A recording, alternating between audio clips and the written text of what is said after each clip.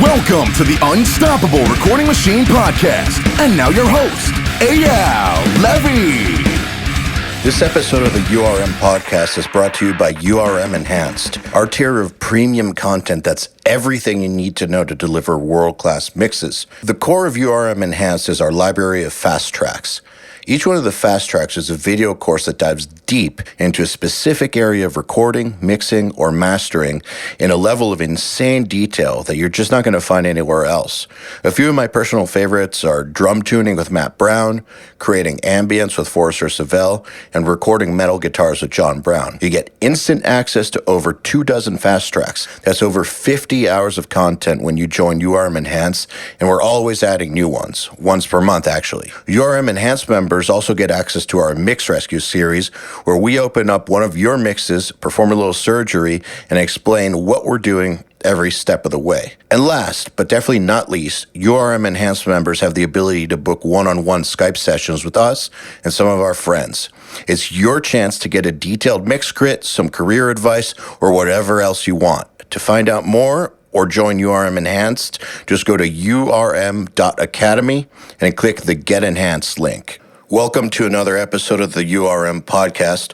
I've got an old friend of mine here today. His name is Jesse Zuretti. And if you're a member of URM, then you'll know his band, The Binary Code, from Portfolio Builder. I met him in 2013 when I produced his band, and I was immediately struck by how damn talented this dude was. And his ability to get heavy, incredible guitar tones is up there with some of the very best I've ever worked with. He is phenomenal with guitar tones. This sound massive. And in the past few years, he's really leveled himself up. I mean, he started writing music for Marvel. He's also written a great blog and is in the process of starting a podcast. But I mean, what else do I need to say? The guy has gone from being a guitarist in a local band to composing music for Marvel. And I brought him on to talk about that transition. So I'll shut up. Here goes. Jesse Zuretti, welcome to the URM Podcast. Welcome to the Jesse Zuretti on My End podcast. Thanks for having me. I just got confused for a second. How are you doing? Pretty good. I'm sick, so I apologize for sounding mucusy and gross. Coronavirus? Budweiser virus. Really? Yeah. You're hungover? No, absolutely not. Okay. No, it's probably remnants of the NAM virus. Oh, well, that was coronavirus. Was it really? No, I'm kidding. It's not. That wasn't coronavirus. I didn't get sick this year. I actually haven't gotten sick in a really long time. I feel sorry for all of you who did. You moved from New Jersey to Denver. Why Denver? I've toured through here a bunch of times, and I really liked what it looked like, you know, scenery-wise. And I also have family here, and I had quite a handful of close friends that lived out here. But it was really just kind of like a reset, like stepping stone type of move. Like I knew before I moved here that it wasn't going to be my landing spot. I knew that I was eventually going to end up probably on the West Coast entirely. I just needed to kind of work my way out that way. I'm close enough where it takes an hour and 20 minutes to get to LA by plane. So, yeah, that's pretty much it. And yeah, I'm looking forward to getting out of here.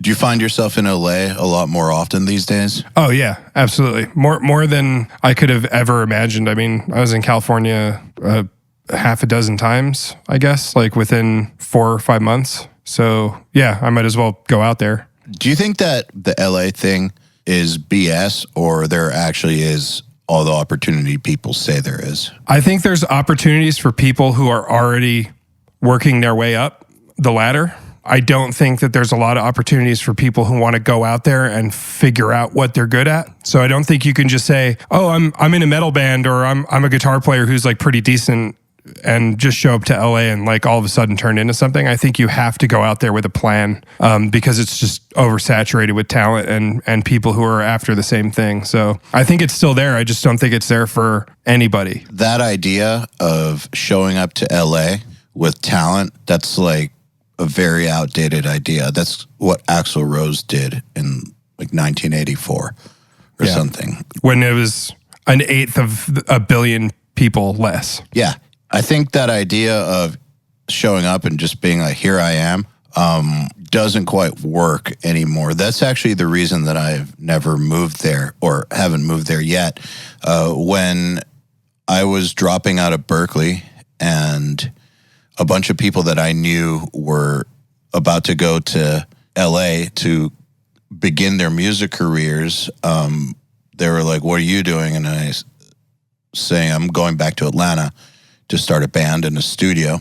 And the response was pretty much from a bunch of people, "I thought you were serious about your career." And I was like, "I am. That's why I'm not going to LA yet." And out of all those people, maybe 20 that I used to hang out with back then, 2 of those people who went to LA ended up with music careers. And I would say that those 2 would have had careers no matter where they went because they're that good. It kind of speaks to that idea that the other 18 just showed up to LA like, "Here I am, let's fucking do this." And LA didn't agree. It spit him out, made him homeless maybe? It spit out most of them. Most of them don't live there anymore. A lot of them are back to where they lived before that. And this is not judging them or anything. It's just that I agree that just showing up from ground zero, that's a tough move. I have seen people do it, but I've seen people do a whole lot better if they're already established when they go there. Agreed. Yeah. And also too, I don't really think there is a place to go if you're looking to just make it on a skill set as much as it is like a really solid business strategy. You know, like having a reason to go somewhere, being in demand, and also like seeing a path for yourself instead of just saying like, "I'm really good. Hopefully if I go there, somebody will acknowledge me and you know, make my career happen for me." That's just not going to work. I don't think there's a single place in the whole world where that exists. Did you ever have that fantasy that your skill would be enough? No. I've always known in the back of my mind, because I'm very humble about my talent level, where I've always known there's somebody better than me. And like, why would I just get picked out of nowhere? And I think when you're realistic about who you are as a person, it's much easier to be, I guess, calculated with your decisions that you make instead of like kind of ego driven. Well, yeah, because you're not living in some illusion that your talent is just going to convert everybody like a magic spell or something.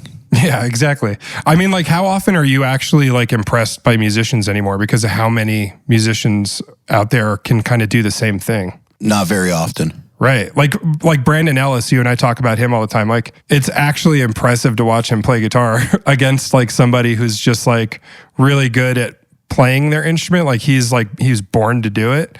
And it stands out in a way that I don't think people who otherwise maybe like 15 years ago would have been considered God tier musicians would have stood out. But like now it's like a Brandon Ellis type of person's the one who's going to really stand out.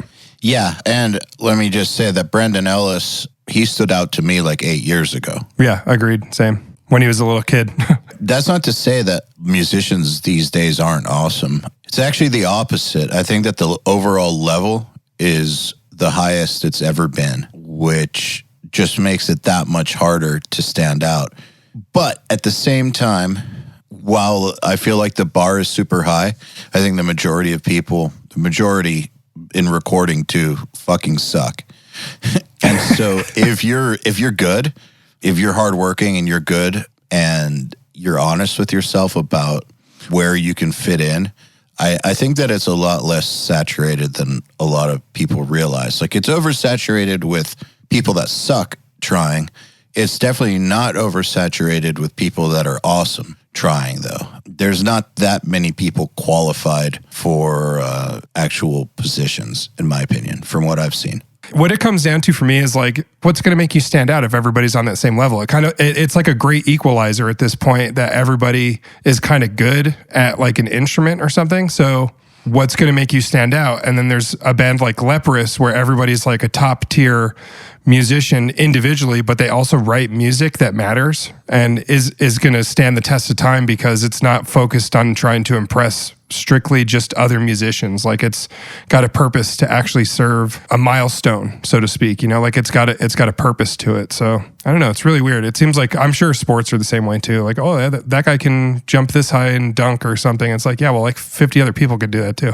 Yeah. By the way, yeah, Leprous is incredible, but it doesn't feel like there used to be this much skill. When I was coming up, there wasn't this much skill. Mm-hmm. And it was hard back then to make it. Like, it was always hard to make it in the music industry. That was always close to impossible.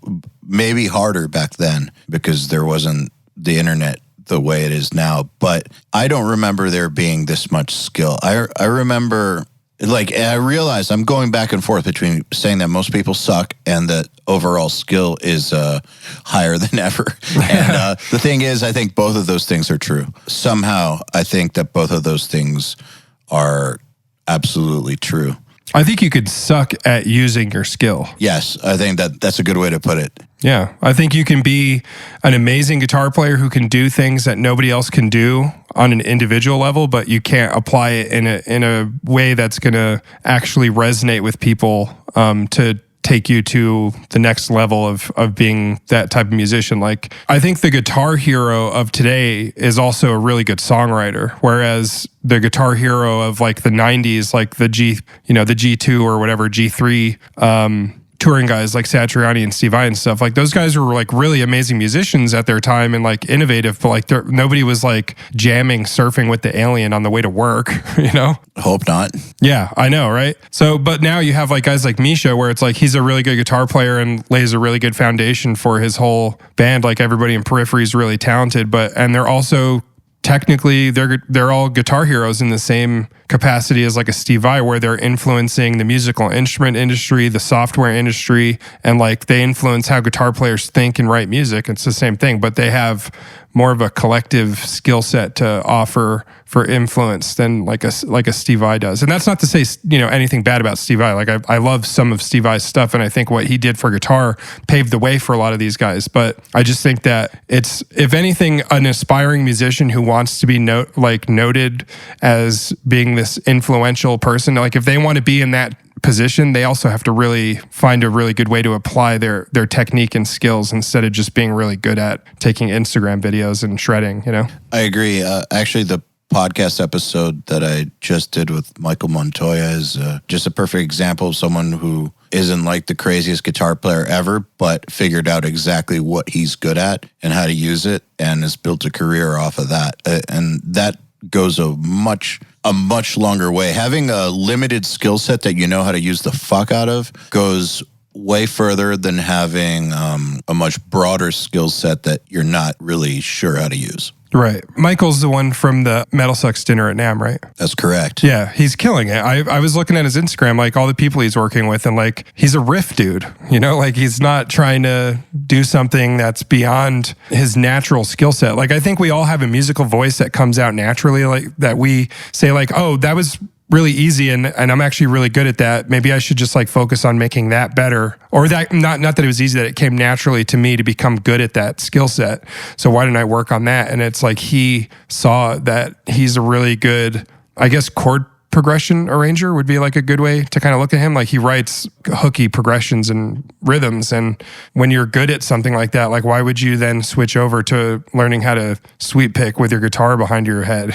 Like it seems counterproductive. Yeah. And he's using the hell out of that skill. Yeah. He can take people who are really good at doing the guitar shredding behind the head thing and then also teach them like, hey man, like that's really cool, but like maybe you should dial it back a little bit. Maybe it'll work really well over this chord progression that maybe a shredder isn't going to understand. Because I think a lot of shredders tend to lay a foundation that supplements the shredding instead of thinking about like how good it's going to actually sound. And that's where Michael comes into play, is he can say like, here's how simplicity is going to make this much better for somebody who doesn't care about how good a guitar player you are. When I think of your guitar style, I've always thought that your rhythm tones were spectacular. You're one of those players that can like hit one chord and it just sounds godly. You don't really shred or anything, and you don't need to.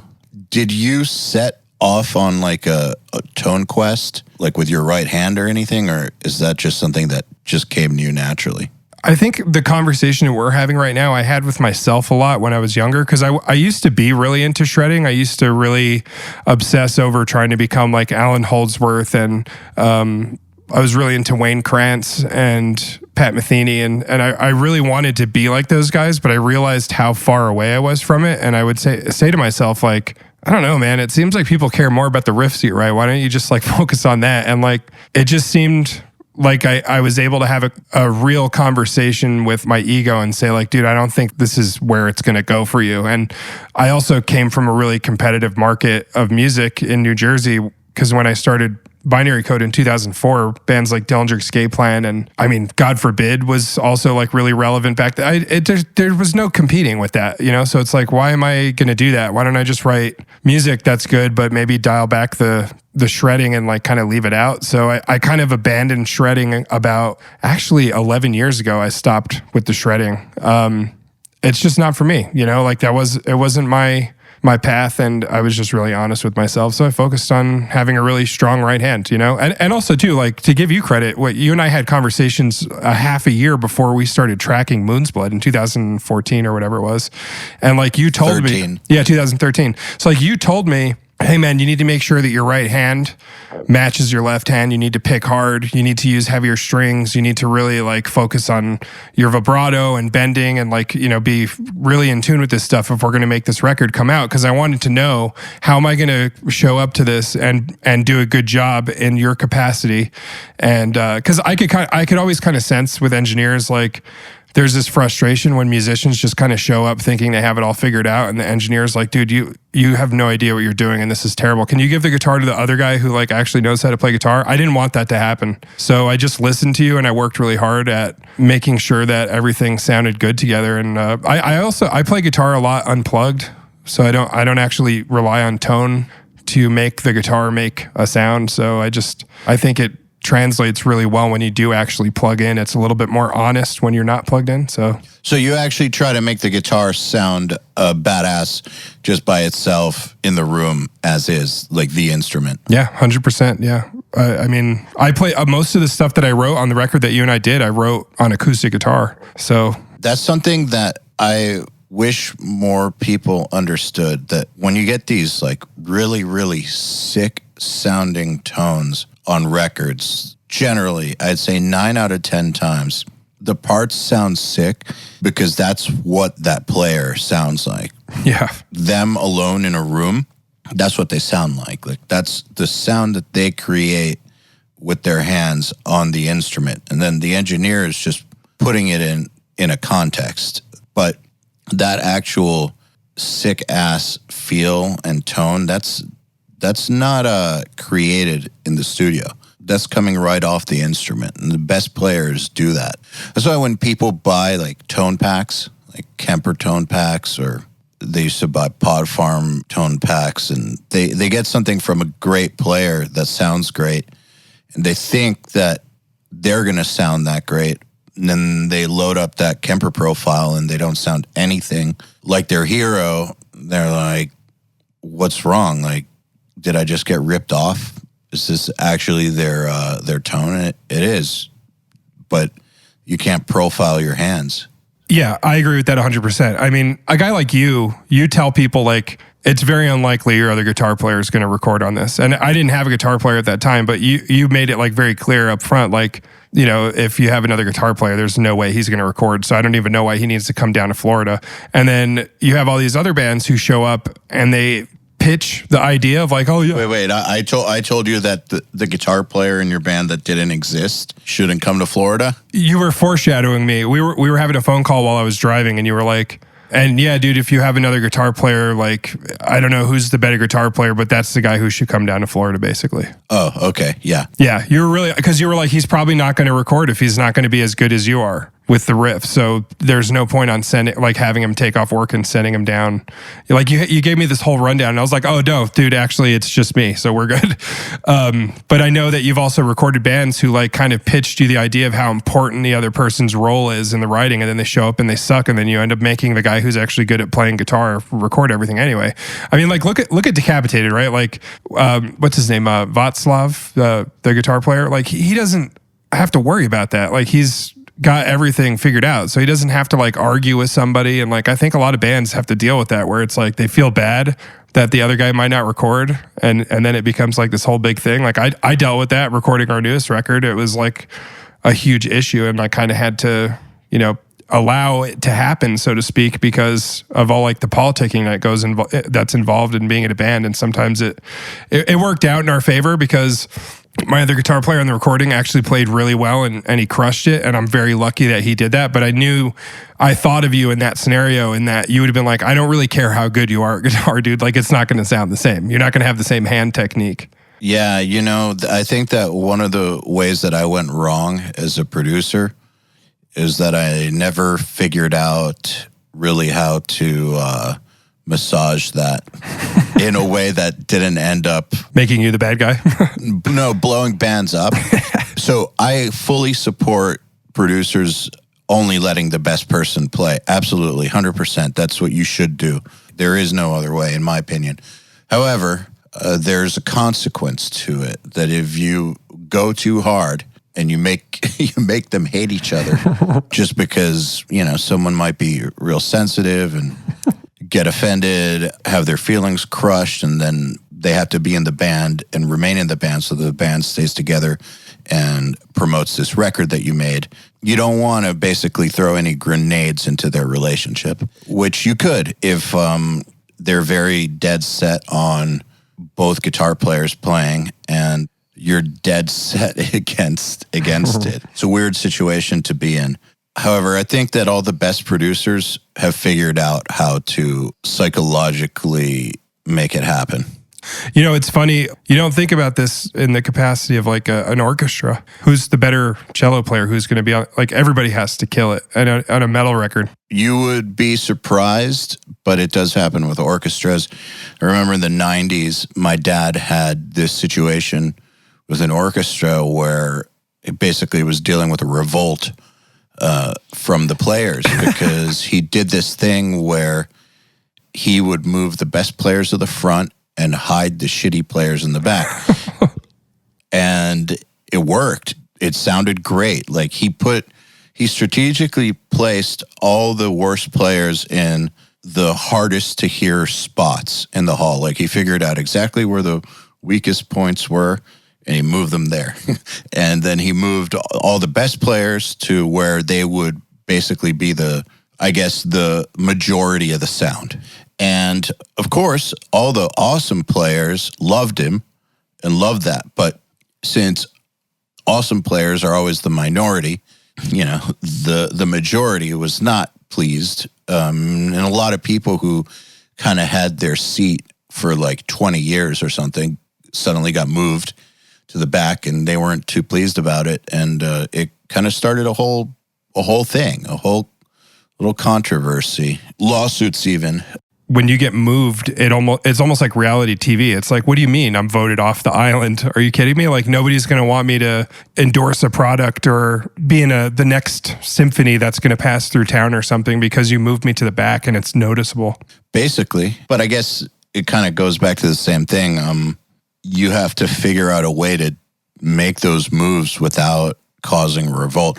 And maybe it's impossible. Maybe a producer's role does involve them getting hated to some degree, and it's unavoidable. I would have to agree with that. I mean, you're not just a person who knows what sounds best and how things are going to, like you're a director as much as you're a producer, so it's like you have to be able to tell people what to do. You deal with so many different personality types, especially in music. But I think the thing that's really interesting that maybe like not a lot of people who are going to listen to this will understand maybe as much as you would, but like the worst player in a really good orchestra is still going to be like one of the best people in that whole state. Yes, that's true. Right. And them not being that good, the thing that's weird is like a lot of the times with a symphony, especially when it gets into like the 100-piece kind of arena is like, it's not even about how good they are. It's about like a volumetric filling of sound that's necessary, and you can use those better players who have better like finger tone and have like a better maybe they have like a better bow technique or something on a cello. Like you put them in the front and they're like maybe like the lead guitar tone against like this kind of wall of sound that's necessary to make a symphony actually make sense and have a purpose. So it's so much more I guess like sonically complex than anything I think a 4 or 5 piece metal band can really understand, and it's a world that just blows my mind. So like, being in your dad's shoes, I mean, you're making decisions like it's a war, like who's going to be on my front lines? I still need these guys at the back though. Yeah, I mean, they weren't fired. They were just moved to the back. Right. Should have been fired. Yeah, it's an ego thing. Oh, it's definitely an ego thing. 100% an ego thing. I bet you an orchestra doesn't exist where everybody's on the same level. No way. How is that even possible? Like Tina Guo is a good example from Hans Zimmer's orchestra. She's first chair cello. There's no way that everybody's as good as her in that orchestra. You can't, and also it won't sound good. That's why she's first chair. Right, exactly. And that's a necessary position to be in, and it's more than just an ego thing where it's like, well, I'm clearly the best here. It's like, well, we can't have all of you. Like, we need to have these people who are like supportive in their lack of skill against her. It's like it's a necessary component to this sounding full. So it's really weird. It's a strange place for sure. I can tell you with great certainty that those first chairs and concert masters, and they get hated a lot. I can't imagine. Not normally the most popular kids on the block. You and I were talking.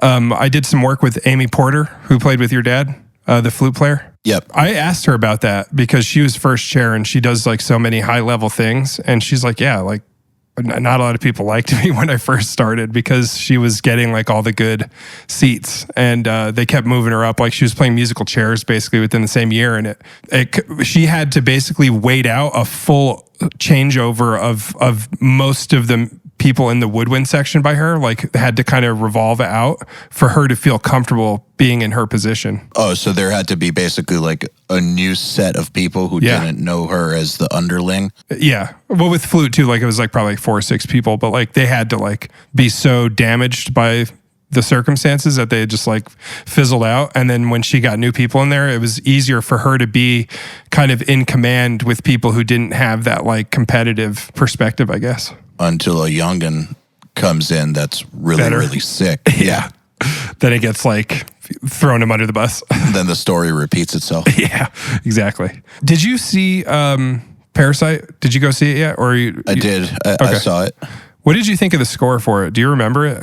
I don't remember it, if that tells you anything. Yeah, I don't remember anything about it. And like, I actually like liked the movie. I when I saw the movie, it was before it got a nomination. So I saw it in like an art house theater in Denver, and I left, and not one part of me said, that's going to win an Oscar. But like, I thought it was really good. I was like, wow, that was really clever. I don't even know how I'm going to be, how can I explain this to people? Because most people thought it was a horror movie. But the one thing I don't remember is music at all. I don't know. I was wondering if you remembered the music. I don't remember the music. And I remember having the same kind of feeling as you about Parasite. Like it was cool, but I didn't watch it and say, damn, this movie's gonna do it. I didn't have that feeling at all. Is it a South Korean movie? Yeah, South Korean. That's what I thought. I guess the thing is, I've seen lots of South Korean movies, and lots of them are really good. And they've been really good for a long time. So this isn't like a surprise to me that a good movie came out of South Korea. I think that it's a surprise to most people that are freaking out about it. I think the majority of people who freaked out about it never have watched a movie with subtitles before. So the fact that a movie with subtitles could have been really good just blows their mind. I think that that's the majority of what's going on with Parasite. Yes, it's a really good movie. Cool, it is. But there's a lot of really good movies from South Korea. I encourage anyone who has only seen Parasite and is freaking out about it to go and delve into South Korean cinema. I actually don't think that Parasite's like one of the best ones. But anyways, cool that it won. At least it wasn't a shitty movie. that won. But no, I don't remember the score at all. I remember the score from Joker, though. Yep. And I think you and I had conversations with people where it's like, you don't understand that this movie is going to win very pertinent things. Maybe, like, did I think it was going to win Best Picture? No, absolutely not. Would I want it to? There was a part of me that thinks yes, but like I knew that collectively it just didn't have that overall effect on everybody enough to the point where I think that would make it win an award. However, if somebody saw that movie and didn't think Joaquin Phoenix completely destroyed every other person who was on the ballot, they have serious delusion issues because, I mean, there's just no touching it. And even the score, I mean, Hildur is just too connective to the stuff that she does. I mean, dude, she destroyed it this year. She won for Chernobyl. She won all of her awards for that as well. So it's like, she's a force to reckon with, man. I have a feeling that she's going to keep doing good stuff too. I don't think she's going to end up doing like the next Batman or something. I think, maybe, but you know what I mean? Like a big, huge budget Warner Brothers movie. I don't think she's going to quite step into that territory. I think she's going to stay true to like just doing stuff that's really good. Well, really good and really dark. Yeah. Because I realized there was something about her sound. I was watching Joker that sounded really familiar. I really, really liked it. I was like, where have I heard this before? So that sounds like Sicario, yep. Which I really, really like the score for. It turns out that that's her. Yeah, the cello glissando. Yeah. Like that really weird. Yeah. No, I mean, she's amazing. And I think that plays a huge role into why she's so good at composing music is because she has a connective element to music beyond film score. She also was, she's done work with Sun, the drone metal band. She's done work with all sorts of different weird bands. I feel like the best composers have worked in a band capacity, like Hans Zimmer. So what do you mean by connective? I think she gets the emotions from the stuff that she's actually seeing. Hildur has not only the classical training and the background to do the science and math behind what works, but I think she also emotionally she's almost like an empathic music composer. I think that's pretty rare. I think that's what Hans Zimmer is too. Danny Elfman too, right? Right. Oingo Boingo. Yeah. Hans Zimmer, Johannes Johansson, who did Sicario with Hildur.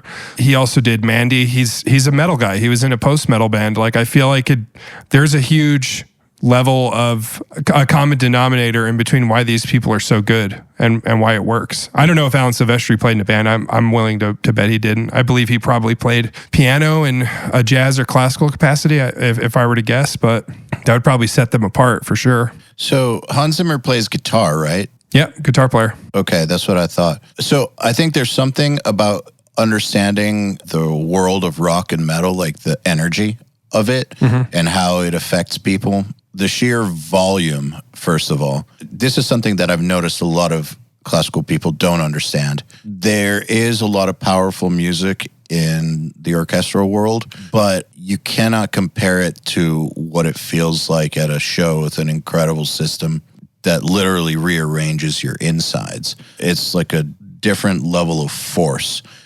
Understanding that, I think, is a big part of why Hans Zimmer's music is so bombastically powerful. He gets that type of energy from, I think, his understanding of those types of music, because you don't hear that type of bombastic energy in traditional orchestral music. It's not coming from there. The most bombastic that orchestral music gets is like 75% of where Hans Zimmer goes, at most. It's probably like a very mathematical and theoretical implementation of that dynamic change too. Like there's probably it's a pencil and paper move more than it is, like a natural occurrence, because people in orchestras are performing music written by somebody else. So it's like they don't really have a say in how that music arrives at that point, whereas a band can kind of determine those things while they're kind of working on it together as a group, Yeah. Do you know if Hans Zimmer writes at the guitar? I think he has. I'm pretty sure when he did Inception, he picked Johnny Marr because he was working on time, and I believe he picked Johnny Marr to come in and take the arrangement further because he saw an opportunity to let somebody who had the tone that he was looking for take over, because what he was doing, it just kind of, have you ever seen somebody pick up a guitar and like their fingers and their hands just kind of look like they're scared as shit to make a move? I think that's what he is as a guitar player. And I think he knew Johnny Marr had more musical confidence. So he had him come in and translate it a little bit better, because you can hear that confidence in a recording for sure. Oh, he's the perfect guitar player for that. Yeah, especially the stuff he did with the Smiths. I think you can really hear that Hans Zimmer is not letting go of his early roots of being inspired by like King Crimson and David Bowie and Talking Heads and stuff. I think you can really tell that he's still really connected with that stuff in the music, because he uses synthesizers still against classical arrangements a lot of the time. And I think that's what makes him so kind of hard to touch, because he's not trying to be anybody else so much. I think he's just like, I would have written this for a band of 4 people, and I was able to make it much more grandiose by adding, 90 more people to the fold. I think that's also one of the reasons that a lot of traditionalists talk shit. Like they think that he's too simplistic. God. Yeah. It's pretty funny. Like, I don't even know how to respond to that. I've heard that before. It's one of those things like, well, you're the best. Yeah. Oh, God, I couldn't deal with somebody saying that. I would just laugh. I couldn't respect somebody who said something like that for some reason. Taste is subjective, but I feel like regardless of all that, there's an objective standard of quality that people should recognize. Yeah. Well, I feel that there's a lot of things that are subjective, but I don't think like broad sense success is subjective. And I feel like, no, it's not. Yeah. So like Hans Zimmer, you can say whatever you want about him, but I think on the level of success, everybody wants to work for Hans Zimmer in any capacity possible. Most of the composers out there who are getting smaller gigs, meaning like not, huge budget, $1 million films, they're getting a lot of their gigs through being an assistant or an arrangement composer, or even like just an engineer or something to Hans Zimmer. Then Hans Zimmer will be like, hey, why don't you just do this, because I don't have time for it. And that's what the dude from Westworld did. Like he was just a guy who actually knew how to do his job really well and worked underneath Hans Zimmer. So I don't think everybody's doing that with these like traditional classical people. I don't think they see the level of respect that Hans Zimmer has from the entertainment industry as much as maybe like somebody like, I don't know, who's a modern composer? I don't even know. Do they matter anymore? I'm just kidding. Not really, no. Right, yeah. Man, let me just tell you that back when I used to go to the symphony all the time, and my dad had to do a world premiere of a modern piece, Jesus Christ, those were always the worst nights ever. Like some professor of composition at some school won some prize to have their piece performed by a real orchestra kind of thing, or like, some winner of some grant or something. God, those pieces were always the worst pieces of shit I've ever heard. It was horrifying. And I know that I'm not the only person who thought so. Like I remember my dad, who memorizes everything, wouldn't memorize those because just wasn't worth the effort. That's almost like the greatest insult. It's like, yeah, he memorizes everything, but he was like, well, I think I could erase that from my mind. That's exactly right. Man, some of these were fucking horrendous. I think I get it, like musical pontification, where it just like doesn't arrive at a point, and you can tell that it's just very theory and practice kind of stuff. And super atonal, just for the point of being atonal. Right.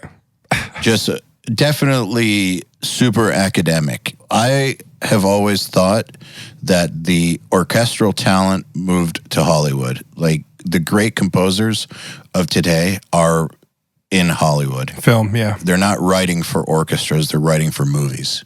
I would have to agree with that 100%. I also think that there's going to be a huge shift in what a composer is because of people like Hildur. I think Trent Reznor is going to be dictating a new wave of people who are going to aspire to be in those positions, because I know you weren't a huge fan of Watchmen, but like I can listen to the score all of them. There's 3 or 4 different albums for it. I can listen to them like music. That's really rare to do, where you can put something on and like you can use it as background for doing something, or you can use it in an academic sense where you're listening to it because, Atticus always brings in the classical side to things a little bit.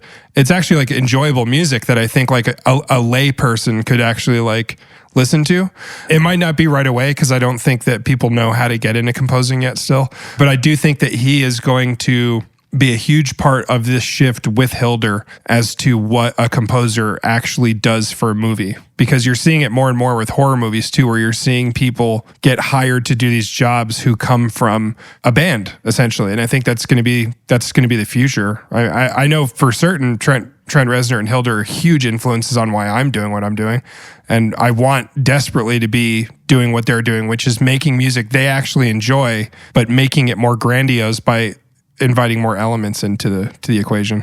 All right, you just said something interesting. You said most people don't know how to get into composing. So how do you get into composing? I assume you meant professionally. Right, correct. Yeah, not just, winging it. What's a good step? I've had to answer this question a lot, and it doesn't really change.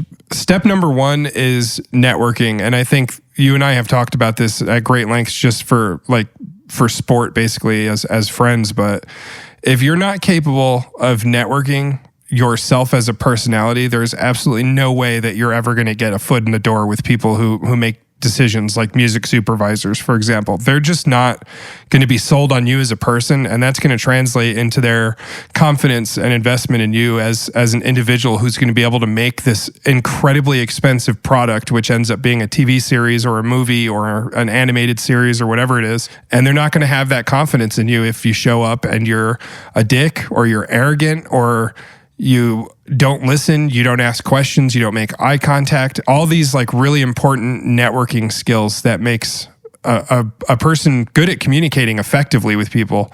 That's like the step 1 for me. It doesn't matter how good you are if you can't meet people who can take you through other doors. And I think at the end of the day, that's what being a good person or being a good communicator and being an actual human being is what's going to get people into the headspace where you can actually give people music in the first place. Sucks that's so true. That's the truth. Basically, I think in any field in the arts, it's true in business too. The people who network the most go the furthest. Agreed. Yeah, it's absolutely the truth. I guess it's something that people don't want to necessarily hear because I think a lot of artists are introverted weirdos, but hey, so are we. Yeah. Yeah. So you got to train yourself out of it. Yeah, exactly. How have you trained yourself? It's honestly, it kind of came naturally to me to communicate with people. I don't have a hard time doing it. And it's not to say that my business partner and my drummer, Austin, that he ever had a hard time communicating with people. But I think that you don't realize how good at communicating you are until you meet somebody who's like an expert networker. And he, in order to take himself out of his comfort zone and become better at networking, he's 24 years old. And he now books flights to gigantic video game conferences so he can go meet video game developers so he can work on their stuff because he's a video game composer. And before that, he was like, I have no idea how to even have conversations with people. So he just said, I'm going to print business cards, which he made their little thumb drives with all of his whole catalog on it. And he went to these things as a very young adult. And he started doing this 2 years ago. And he just made himself get comfortable talking to people by talking to as many people as humanly possible. But that's where I would say I would start at getting better at it, is making yourself go to these things. Like you and I think are selectively introverted. I think we have the ability to be extroverted if we need to be. And I think some people don't have that choice. And the only way they can break down those barriers, even if it's just incrementally, is by putting themselves in environments that are really uncomfortable. And that's really the only way that you're ever going to get out. You're not going to be able to watch a YouTube video on it. That's for sure. It's implementation, like you have to put it into action and do it. And that's a huge part of it. I mean, if somebody really sucks at speaking, they could do like a public speaking class or something, but I really don't think that's going to work. Well, I know that I call myself an introvert. but I have never had a problem socializing when I need to. Agreed. I feel bad for people who can't do it at all. The thing is, I'm not always a fan of it. I have a very short tolerance for bullshit, and I'm not into small talk.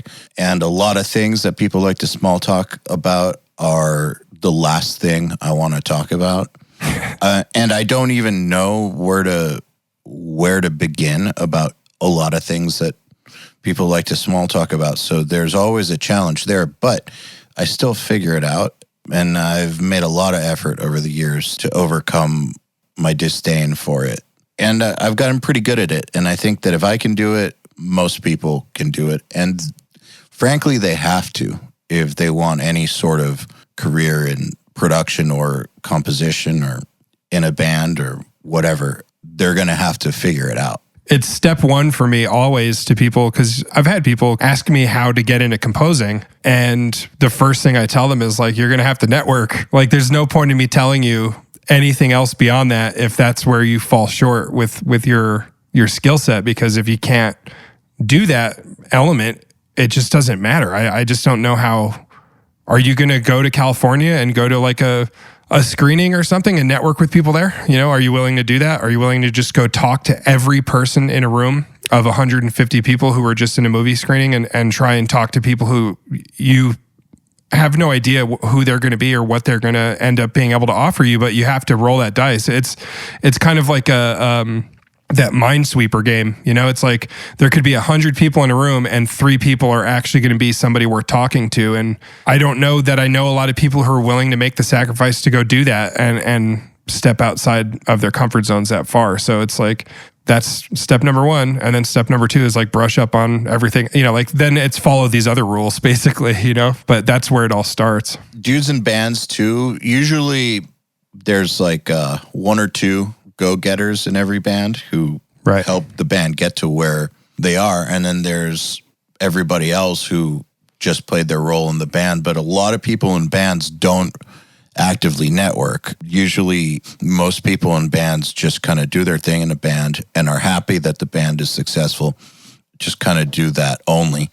And so they actually have very little clue on how to network like this. It's interesting because you would think that people in bigger bands would just know how to do it. Yeah, I think the concept of somebody who's in a, quote, successful, unquote, metal band, I don't think that they're going to be able to take their practice and ideology into the composing world as easily, because I don't think that it translates super well. But I do think that it helps if you're that guy, if you're the Misha of the band, where you can be entrepreneurial at heart and also be really good at communicating with people and humanizing people, and also really good at networking and providing something in return for people's investment in you. So why do you think that, I guess, the discipline or the skills from being in a band or the rules don't necessarily translate? I'm asking because so many people are like, orchestral music and metal, it's the same thing. Yeah. When they're wrong. So wrong. What do you mean that the rules don't translate? I think with being in a band, I think that there's a huge lack of actual industry level professionalism within musicians. And it's because being in a band is a lot. It's pretty bad. Yeah. I just think that there's not like business ethic. And like when you find a band that does have somebody who's got a really good understanding of business, like Ben from Dillinger Escape Plan, for example, he can have a conversation probably with Steven Spielberg. You know what I mean? Like that's such a different thing. And then with being in a band, I think it's a lot of people who are really good at being at a sleepaway camp or something, you know, like we're all bros by the end of the tour. And like, that's where our networking comes into play. And it's like, well, you're not going to be able to like bro down with people who are wearing a suit and tie at a film event. That's just not the way that goes. You're going to actually have to find ways to articulate your business offerings to people in a way where they don't feel like you're sleazy, because there's a lot of people who are really sleazy in the entertainment industry. You also have to be human, and you have to offer something that seems unique. And I think that that's much harder to do when you bank so much on just being somebody who likes to have fun, and like you can relate to the musician side of being in a band. And I think that that's just not it just doesn't fly. Well, yeah, the majority of band networking is just how much can you hang out and party. Exactly. And that can translate into huge things for some people. It can be a stepping stone for filling in for a band that you tour with. And that's great. If that's what you want to do, that's a great thing for you. But I just don't see that translating on like the business professional side of things. It just doesn't, it's not the same thing. You know, that's not going to get you in the door, you know, of like Wall Street or something, you know, like it's such a different personality type. You just have to have like a lot. You have to be very diverse with yourself as a person. And if you can't be that way, it's just, I don't know what the odds are. How many people become composers these days? It's really rare. Yeah, it's absolutely rare. I do know that a lot of people want to do it. Mm-hmm.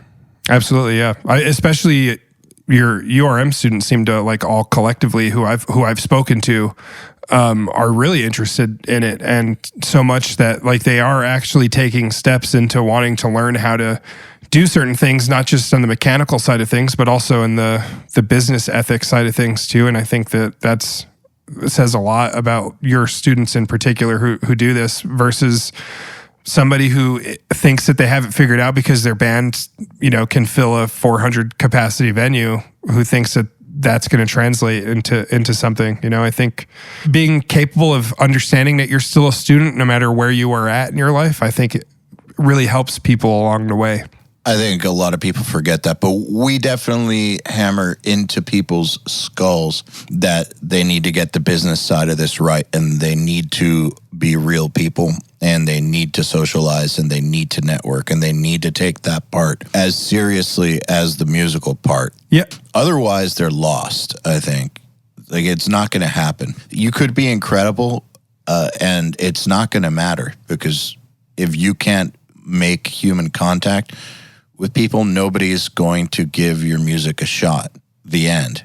So you have to get that side under control. Yeah, I think ultimately that trying to aspire to become a composer out of the blue without really having it as a part of something that you've wanted for a long time, I think that it can end up backfiring on somebody miserably. I think that it can dishearten them from wanting to continue pursuing music in the capacity they were before. It's like some days somebody just says like, I want to be a composer because they saw something or saw like there's an opportunity in it. And maybe they didn't think about that for years and years the same way they did about their band. And then they try to do that. I think it can really shatter dreams that are even behind the composing thing. Like it can really make you take like 10 steps back, and it could be a pretty dangerous thing to try to do if you really want to do music in any capacity. So you have to be very realistic about where you are as a musician, and also more than anything, a creator, I guess.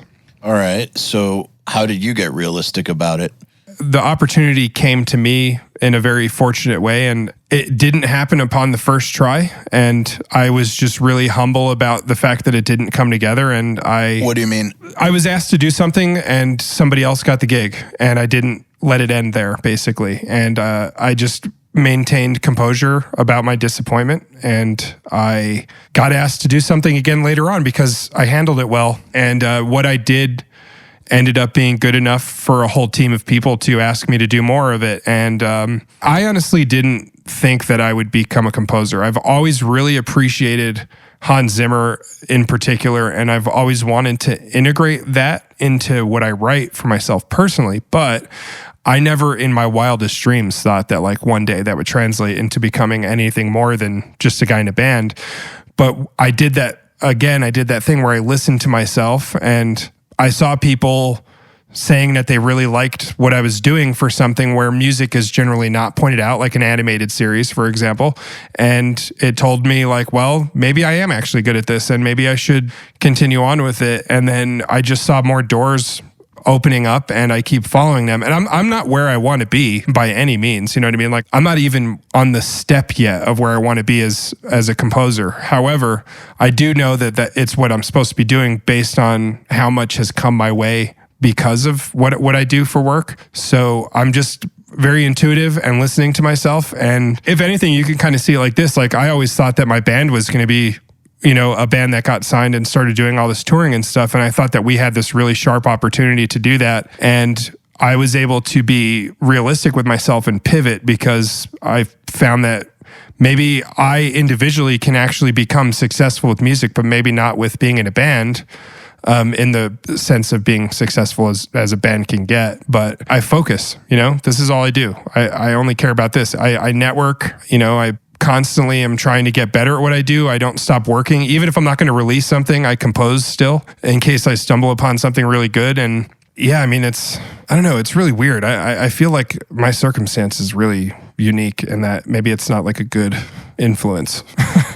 Why? Well, I guess it kind of comes down to the fact that my band, the music that we made in the new record that we have coming out this year, was good enough for a person who heard it to say that you're probably going to be good at composing music outside of this genre. Would you like to try it?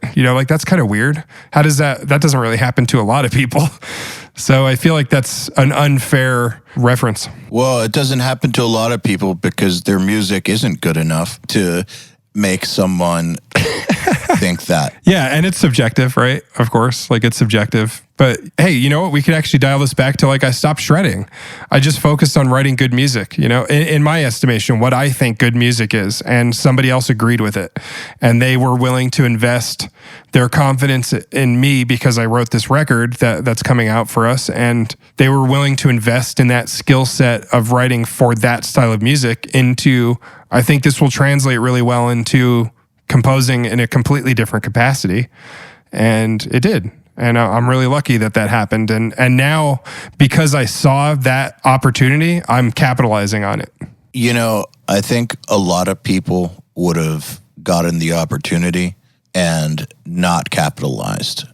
Maybe not even realized how big of an opportunity the opportunity was. I didn't know how big it was at first either, to be honest with you. It took me about a year because I've gotten so hard on myself about what success looks like and how much people actually care about what I'm doing. And I just started writing for myself and I stopped caring so much about other people that even seeing people say that something I did was good really didn't register to me too much. And I also I come from a family background. My dad never really communicated how proud he was of things that I did. So I've never really counted on people for their approval in the first place, but I've done that even less so over the last couple of years. And it took me about a year to realize, honestly, it took more opportunities popping up from what I've done to actually prove to me that I need to really focus on what I'm doing. Being asked to speak at the LA Film School is a really good example. Talking to future, directors and cinematographers and maybe even composers. I have no idea what those kids are going to turn out to be, but that's a school where legitimate people come from, and they asked me to come talk to these kids, and that made me say well, they respect what I'm doing. Am I doing something good? I have no idea. Should I keep doing this? And yeah, I don't know. It's definitely very strange. It's really hard to capitalize on something if you're unsure of it, Yeah, so you needed to get evidence from the outside world before you were sure that you should move forward. Yeah, correct. Exactly. And it keeps picking up more, the rock keeps rolling and picking up more moss, so to speak. So it's as that keeps happening, I think at some point, you've seen it too, when you started URM, you can tell just based on the ideas that you have from work that you've already done, this is going to be huge. You can already tell that that's going to happen. And when that starts to, when you can see that path, when you actually know your path in life, I think it's much easier to take risks and to invest more unsure confidence into things. Cause that's where I'm at right now. It's I saw Michael Montoya, his interview with you, he has imposter syndrome. I still have that. I know you must have that at least once in a while. I think it happens for people who actually succeed. Right. Exactly. Well, I think there are some people who think they're God's gift to green earth. Well, they're fucking psychopaths. Yeah, they're stuck playing, at a fucking flea market or something, playing flamenco guitar. But yeah, I think that still occurs to me once in a while, but there's a lot of reminders that are beyond what I'm seeking for. I'm not necessarily looking for approval anymore, but it's coming my way. And I think that speaks a lot about how the career is starting to develop. And I think that's, indicative of me not giving up. Here's Binary Code, a band we've talked to, I don't know how many record labels, and it just never comes together for me. And Binary Code somehow is the reason why I am composing right now. You have to pivot at some point. Know your strengths and weaknesses. If you're that guy who's in a band, who's the guy who's pulling all the weight, and you see a window of an opportunity to take a step up, like to level up, as you put it, in a different direction, just do it. Like you can do both if you really want to, but you also need to do what's best for you as an individual. So that's kind of what happened. Yeah, I think that having projects that don't work out or that don't work out the way you wanted them to really give you good perspective on how to recognize when something is working out. Because, my band never got that big. It definitely didn't get as big as I had hoped it would. And it was kind of a similar thing. Like, no matter how hard I worked or how hard we worked, something was always in the way. Like, something just didn't come together. Like, something just got fucked all throughout. Like, we had great opportunities and great things happened, but there was always something, something that would prevent the next level or that just wouldn't connect with people. But, with URM, it was super clear that it was going to work right away. No question. And basically, I equate it to the feeling of swimming against the current or with the current. Like, like you can feel it. And if you're swimming with the current, everything's going to go way better. That's a good way to put it, actually. I never thought about it like that. Yeah. I think if you're swimming against the current, you're just going to tire yourself out. You can put, if you have a band like Binary Code or Doth, you can put all the effort you want into it and make it as awesome as possible. And if it's not meant to be, it's not meant to be. And there's very little you can really do about it. I think some projects are just kind of cursed in a way. Yeah, agreed. Like, there's just something about them that's not going to allow them to move forward. But it's good to know what that feels like so that you know what the opposite feels like. Because when the opposite is going, you find that doing 1/5 of the effort gets you 10 times the results. Yeah, I agree with that 100%. That exactly what you just said is 100% accurate. Yeah, it's crazy. And not saying that we don't work hard at what we do now, but it's the difference between grinding and grinding and grinding and getting back like close to nothing for your efforts versus grinding and getting rewards, and then grinding more and getting more rewards and more feedback and more momentum, and seeing an actual input and output, like input this work, outcome these results, as opposed to input all this work and outcomes jack shit, basically. Yeah, like the ROI, your return on investment. Yeah, ROI. That's the... Should have just said that. So I think like the thing with Doth as an example, and maybe you could even say Binary Code too, is like, I feel like in the first place, any level of this is nothing against anybody else in your band. I swear to God, I don't know those guys. Like, I've talked to Emil before, but I think record labels invested in you a lot individually. Not your band. So like, they invested in your band for sure, but I think the investment was made into you as a person, because they knew that you were the captain of the ship. You were writing a lot of the music. You had the vision. You had the networking skills. Like, you were the face of the band, so to speak, in the industry sense. And I think they invested in you. And I think that speaks volumes about where the investment was put in the first place. Maybe nobody said that, but I think that that's the reality of it. Well, I think that everyone in that band is super talented and agree 100%. Yes, they could still go on to do great things, and they're all super talented dudes. But I definitely was the person who was going to LA and networking with the labels and doing all that shit, and like, it was my mission in life to move the thing forward. And a lot of things kept happening. Basically, the universe kept on telling me that it wasn't going to move forward, and it kept getting all these signs that it was cursed. And I still just kept on fucking pushing forward and flying to New York and flying to LA and sending the emails and doing all that shit. And maybe you're right. Maybe that is what the people were investing in. I mean, I've always said that you should invest in people, not skills. Yeah, I agree. Like, when you're hiring somebody, you should invest in the person, not You shouldn't hire based on skills. You should hire based on character. Well, yeah, like imagine there was an angel investor for people, right? That when you were starting Doth, they were responsible for putting money in your band's hands.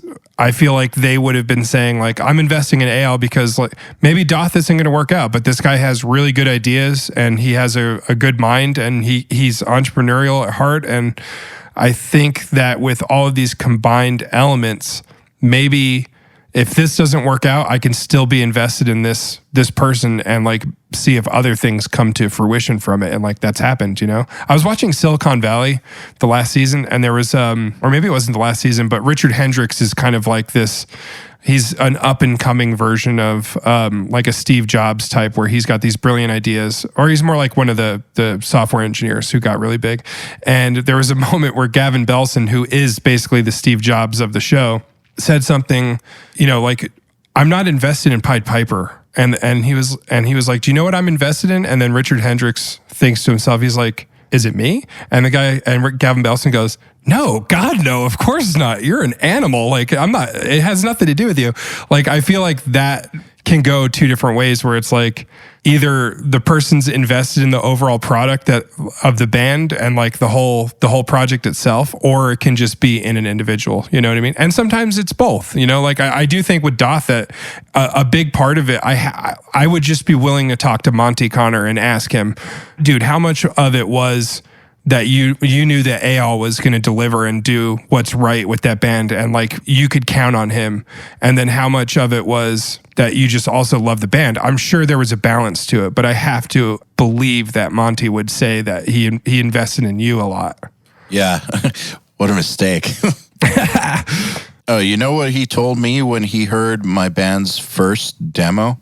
He told me that we should bury it so deep that nobody ever finds it and completely disassociate ourselves from it. And it's one of the worst pieces of shit he's ever heard in his life.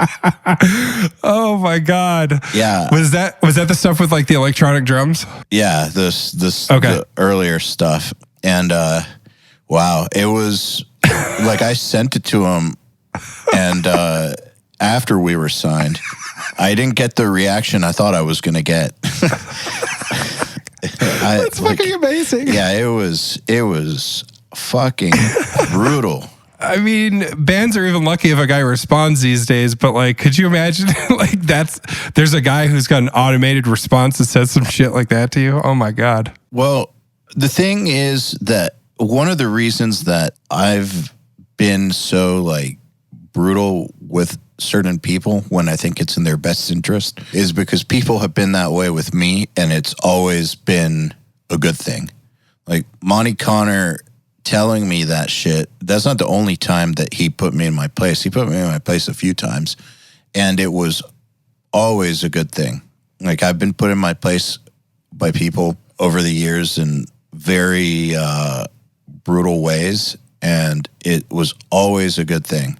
And I always appreciated it. And for instance, when Sukov wouldn't let me play guitar on certain parts of a Doth record, that was one of the best things that could have happened because it made the parts way better to have the other guy play them.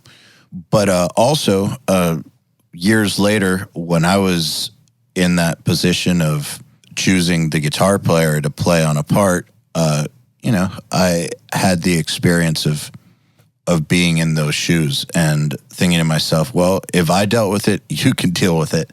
Grow up. Yeah. Which I don't think always went over too well. But I've always thought that some of the best teaching that I've ever gotten from people has been fucking sheer brutality. I think actually I told Ben Umanov when we were thinking about who's going to record our record, and we talked to Zeus, we talked to a lot of people. Ultimately, I was like, I think EYAL is the guy because in 2005, I recorded with Eric Rutan, and you want to talk about fucking brutal. Like, he's got that, like, I don't know, I kind of hate that, like, oh, I'm from fucking Massachusetts, bro, but like, Eric Rutan's got this New Jersey thing about him that, like, I very much understand in how he handles things. And, like, he told this one dude who was on our record, like, who he was in the band at the time who couldn't play the part right. And the guy was getting frustrated, like it was my fault that he couldn't play his part. What do you mean? So I recorded left side guitars, and then this dude wanted to record right side guitars, and he couldn't match what I was doing. And then Eric opens the door to his like little waiting area where you hang out while people are recording, and he opens the door like with sweat on his brow, like almost like furious. And he's like, dude, you got to come in here and fucking record this part. This guy can't record. And he just like, just was like, all right, dude, hop out. You're out. And then I came in and like, I recorded the part and it matched up. And it's like, that stuck with me a lot at that level of like militance. And I've recording that way changed everything for me. Cause I'd recorded with Jason DeZuzio and Jesse Cannon before. And like, it's a very different approach. And like, they're great at what they do, and that personality works for certain people, but I gravitate towards what you gravitate towards, which is brutal honesty. Like, just tell me what the fuck I need to do, man. Quick, you don't need to like sugarcoat it for me. Let's just do it. That works for me, and that's why we ended up recording with you. So I think that people need to understand that when you select somebody to record you, you have to understand their personality type, you know? Yeah, absolutely. If your band can't handle that sort of thing, don't go to a producer who's known for being that way. There are producers who are much more about the band is who the band is, and they play the way they play, and this is what it is, and I'm going to do the best with what they're presenting me. Right, like a Steve Evans. Yes, Steve Evans is a good example. Yeah. Kurt Ballou. Yeah. And, they do a great job with what they're given. So that's not to say that one way is right or wrong. Like, their way of operating is foreign to how my brain works. Though I do think it's interesting because I love Kurt's records. So, like, I don't think that it's a wrong approach. It's just, it blows my mind because I could never do that. There's definitely something in how he thinks that's different than how I think. Maybe it also is with him too, is he's investing in the band a lot too, because we asked to record with him and he very politely said like, this is really cool stuff, but I don't think that I can invest myself in it. And he said no. So if he does actually agree to do a band, maybe like he's capable of seeing past the functionality because he thinks like the music is good. I have no idea. I can't imagine, to be honest with you. So yeah, I think he only does projects that he's going to be able to do his best work with. Mm-hmm. So I do remember us talking about that he's not going to take a project where he's going to have to record it the way that I would record it. Right. So, because that's not the way he likes to do things. So if it's a band that is going to have to be pieced together, and good bands get pieced together, that doesn't mean it's a good band or a bad band, but like if it's not a band that fits into his style of working, then it's probably going to pass on it. Yeah, and he's actually much more diverse than people actually know. Like he's very diverse. Yeah, he did this band Kruger, who I think is still one of the best bands that nobody knew about, and that's for whatever, maybe they were cursed or whatever it is. Things just didn't work. Dumb band name, I don't know. But they were amazing, and they sounded like Gojira a lot. Maybe even like, this is sacrilege because they're one of my favorite bands since I was, like started Binary Code, and I love Gojira, but Kruger might actually be a little bit more interesting than Gojira. They're not as good as Gojira, but they're really fucking good and really good players, and Kurt was able to get a Gojira sound. Like, that blows my mind. To this day, it still does, because I think of Kurt as like Converge or Doom Riders or something, something really organic and natural sounding, but he was actually able to do something that was a bit more aggressive. And he also did Animosity, which was Naveen from Entheos. It was his like a kind of like a deathcore band back when he was like 16 years old or something. Like, he's done so many different things. So it's not like because he's not diverse at all and he just does stuff. He's like, I could make this sound like a Kurt Ballou record. I think he knows what works, for him. Yeah. I definitely know that he's a diverse producer. He was telling me about something he recorded that was just a bunch of typewriters. Oh, God. Like 24 typewriters or something. It's going to be in the top 10 for decibel metal albums of the year, probably. He made it sound really cool. But I don't mean that to say that, like, I think that he only takes one style of project. Right. It's more just that if he doesn't feel that he can do his best work, he's not taking the project. Yeah, agreed. That's a lesson all on its own, right? I mean, there are so many people out there who are, I'll record anything. You inquired, I'm doing it. If you'll have me, it's like, you got to learn how to say no. That's a really important lesson. At a certain point, but... Right, yeah, not in the beginning. Not at the beginning. At the beginning, you got to learn how to say yes to every single fucking thing you can possibly say yes to. Yeah. Even in composing, too. Like, if you're really desperate to get into that world, well, then start hitting up, film schools and stuff and finding that kid who's got like a really limited budget who needs you. I've done this. And, you'll score something for $2,000-$3,000 and put in way too much work into it for that return. But you need something to show. Like, you got to have something to show people if you want to get more business. So that's kind of a part of the process, is saying yes at the right times and then learning eventually your value and saying no when you need to. The thing is that you got to learn how to do way too much work at some point anyways. Right. Like, whether the budget's big or the budget's small, you always are going to end up doing way too much work. And so if you cut your teeth doing way too much work for no real return, and you just get used to it, when you're in a good situation and you're doing way too much work, you won't freak out and you'll appreciate it. I agree with that 100%. It blows people's minds sometimes if I tell them, like, yeah, a work week for me can be 70 to 80 hours. Like, that's pretty average, actually. I mean, I take breaks when I need to. If I need to take a day off or something, like, I'll do that. But I hate quoting the fucking Geico commercial, but it's such a pertinent quote. But it's like, when you make your vocation your vacation, you don't mind what you're doing. It's a part of the process.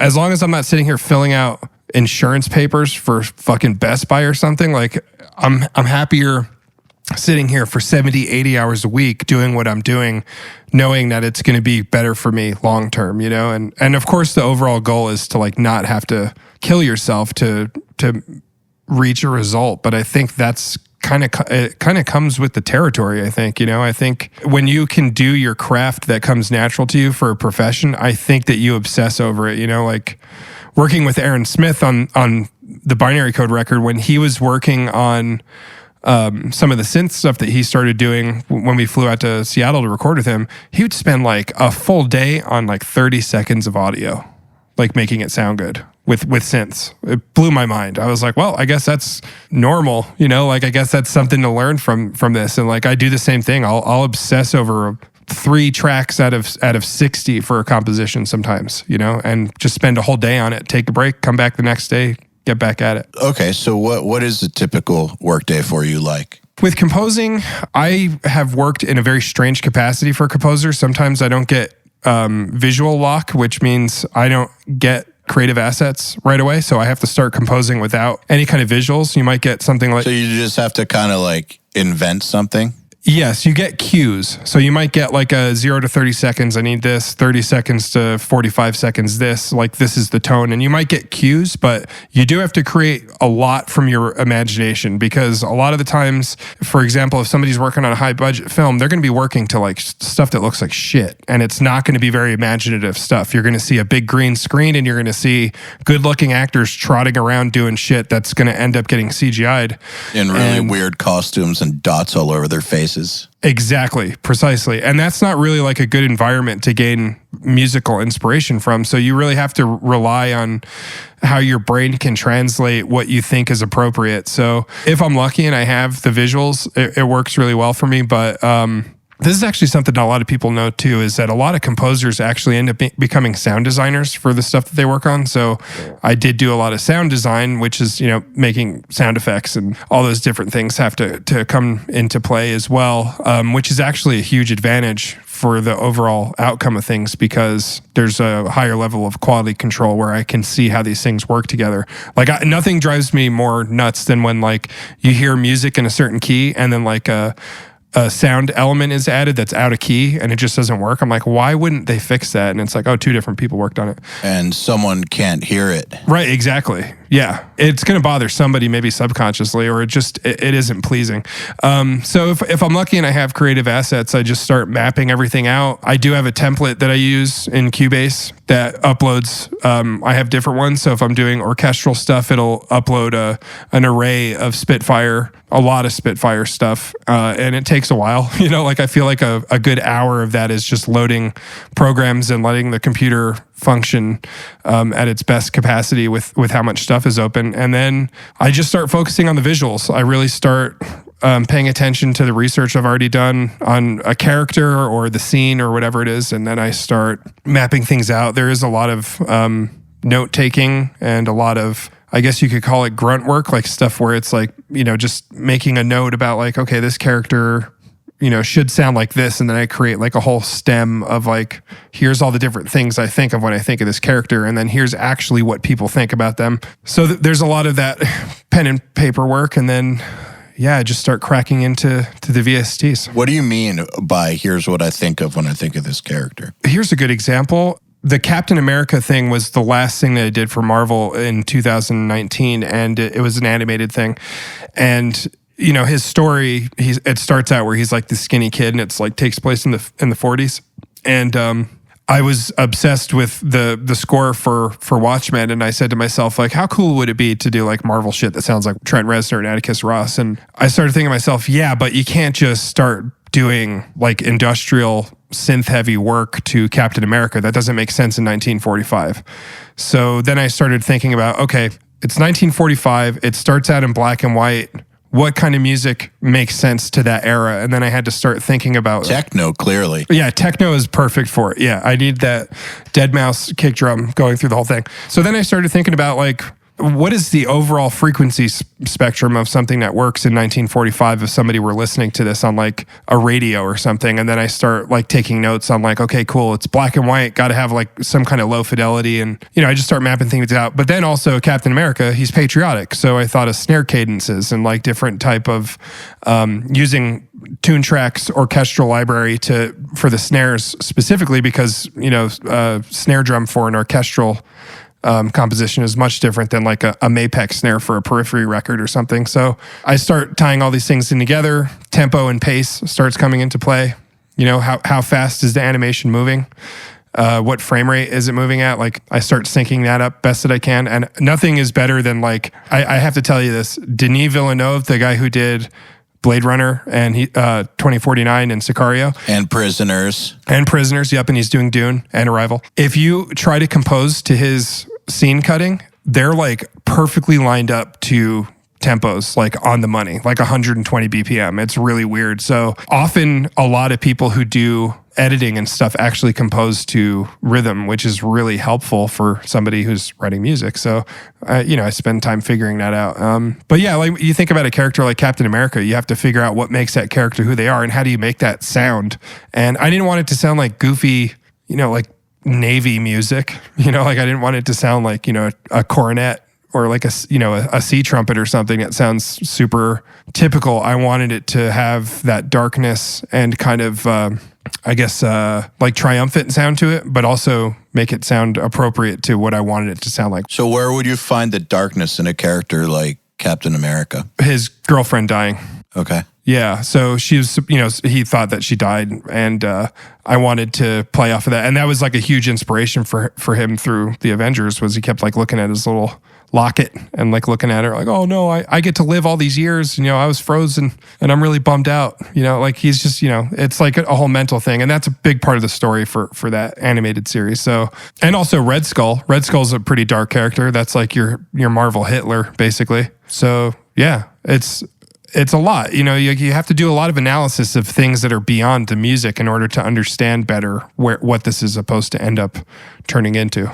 How does that translate into something that has like an emotional impact and not just, is not just an academic exercise where you're checking off the boxes? Because like you could be like, all right, what's the scenario?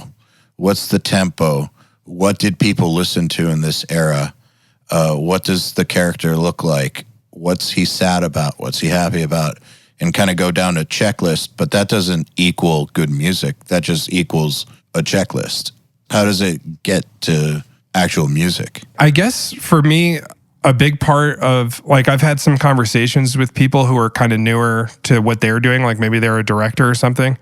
I just have to remind them that there's a reason why they chose me to do what I'm doing and that they have to trust me. And they hired me because I can do this spread of work, and that's what I'm good at. I also was very fortunate with Captain America, where I've actually implemented the Trent Reznor, Atticus Ross methodology of electronic and synthesized elements with orchestral and organic. You just have to be confident in what you're doing and hope that confidence translates into the music and the people like what you're doing. There's a lot of checking in. So it's just once you do the research, you're just going for it and hopefully it works. Yeah, I would say so. I mean, could you imagine the director of that shitty ass X-Men movie, Dark Phoenix? They hired Hans Zimmer to do it. And he gives them this amazing score that he believes in. And the guy's like, well, I was actually thinking more like this. I think at some point Hans Zimmer's gonna be like, well, listen, you hired me. So if you want somebody else to do it, you can do that, And that's not a good way to look at it. But if you can think that way, you hired me. So this is what I think works for this. If it doesn't work, tell me. And I can try and make it fit more appropriately. That did happen to me with Marvel. I did something for Daredevil and they said it was too dark. And I had to revisit it and dial the darkness back. I actually posted that at one point. I showed people what they considered to be too dark. And all it really was is I had somebody singing soprano and alto over it in a really somber kind of Gheorghi Ligeti kind of style of way. And they were like, that's a little too much for me. So I dialed it back and I picked up the pace and stuff like that. So, but I was on the money with the tone. It was just, they were like, it's just too dark. Can you bring it back a little bit? Is there something else we can do? So I picked up the pace, changed the key, moved it around a little bit, rearranged, transposed, etc. And it came together. It's not always going to be a hit, but I think most composers have really good success rates. At least that's been my experience in talking to other composers. It's been my experience personally. I've had one out of every over 50 compositions I've done at this point in the last 2 years been sent back to me for being too dark, and that's it. In that industry in particular, I think they invest in your professional skills. As in, they know that they like what you do before they say yes. Exactly. Yeah. So they've got good confidence that it's going to work. Yeah, exactly. So they'll know maybe it's not going to be on the money on the first go, but they know that they're going to be able to get there at some point, Yeah. Okay. That makes sense. Yeah. I mean, why would they work with someone they didn't have confidence in? I think sometimes it can be very political, to be honest with you. I think that there are music supervisors out there who there is some politicking involved in it when you get on a higher scale, like when you start working with a studio like A24. The music supervisors there are much more diverse and you have an ability to find good people to work with. But then I think there are some in-house supervisors at bigger studios who hire with a political ideology within the landscape of the entertainment industry. Yeah, so you either have to be on the right side of that or not, basically. Yeah, sometimes there's political stuff and it happens, and I think that it just transcends the music itself. I think with the political stuff, what I've learned is when it's going against you or when you're not part of it, there's not much you can do, so just find a different opportunity. Exactly, yeah. I mean, in some instances, they might even have somebody come in who is the right person for the job, and then after discussions with a whole marketing team and a production team, change their mind when it comes down to starting to serve the creative assets to the composers to start working on. And that happens a lot more than we probably know about. I'm actually willing to bet you we'd never know when that really happens unless you're actually a part of it. I mean, why would we find out? Well, didn't Hans Zimmer just take over doing James Bond? That was a pretty big. We all noticed it, that was that was a very noticeable thing. I think that was. They made a big deal out of it. Yeah, I think that happens sometimes, but for the most part, we don't hear anything about it. So, yeah, there's a lot of politics involved in it. I mean, most people don't give a shit. Right. I just think with something as big as James Bond and as big as Hans Zimmer and it happening at the very last minute, people are going to be like, why is Hans Zimmer getting involved in James Bond 4 months from release? Because he's a bad motherfucker and he can do it. Yeah, and clearly something wasn't going right. That happens with actors too, change outs. They'll change somebody out last minute. They'll be like, this just shit wasn't working. Get him out of there. Or the actor does something really shitty that could affect the marketing campaign. And they're like, well, we're not that far into this. We can get them out of this. That happens a lot too. I mean, you got to do it. If it's not right, it's not right. Yeah, I think that happens musically a whole lot more than than we're aware of, and probably in the band scene too, right? Like in the middle of a recording. I know that happens in R&B for a fact. You know, somebody comes in to play keyboard on like a Kendrick Lamar record, and then they're like, well, I think Robert Glasper would do a better job. So they have Robert Glasper come in, and he just plays a Rhodes piano differently, and they just deleted the tracks that the other person did. Like, get him out of here. Hey, everybody. If you're enjoying this podcast, then you should know that it's brought to you by URM Academy. URM Academy's mission is to create the next generation of audio professionals by giving them the inspiration and information to hone their craft and build a career doing what they love. You've probably heard me talk about Nail the Mix before, and if you're a member, you already know how amazing it is. At the beginning of the month, Nail the Mix members get the raw multi-tracks to a new song by artists like Lamb of God, Angels and Airwaves, Knock Loose, Opeth, Meshuggah, Bring Me the Horizon, Gojira, Asking Alexandria, Machine Head, and Papa Roach, among many, many others. Over 60 at this point.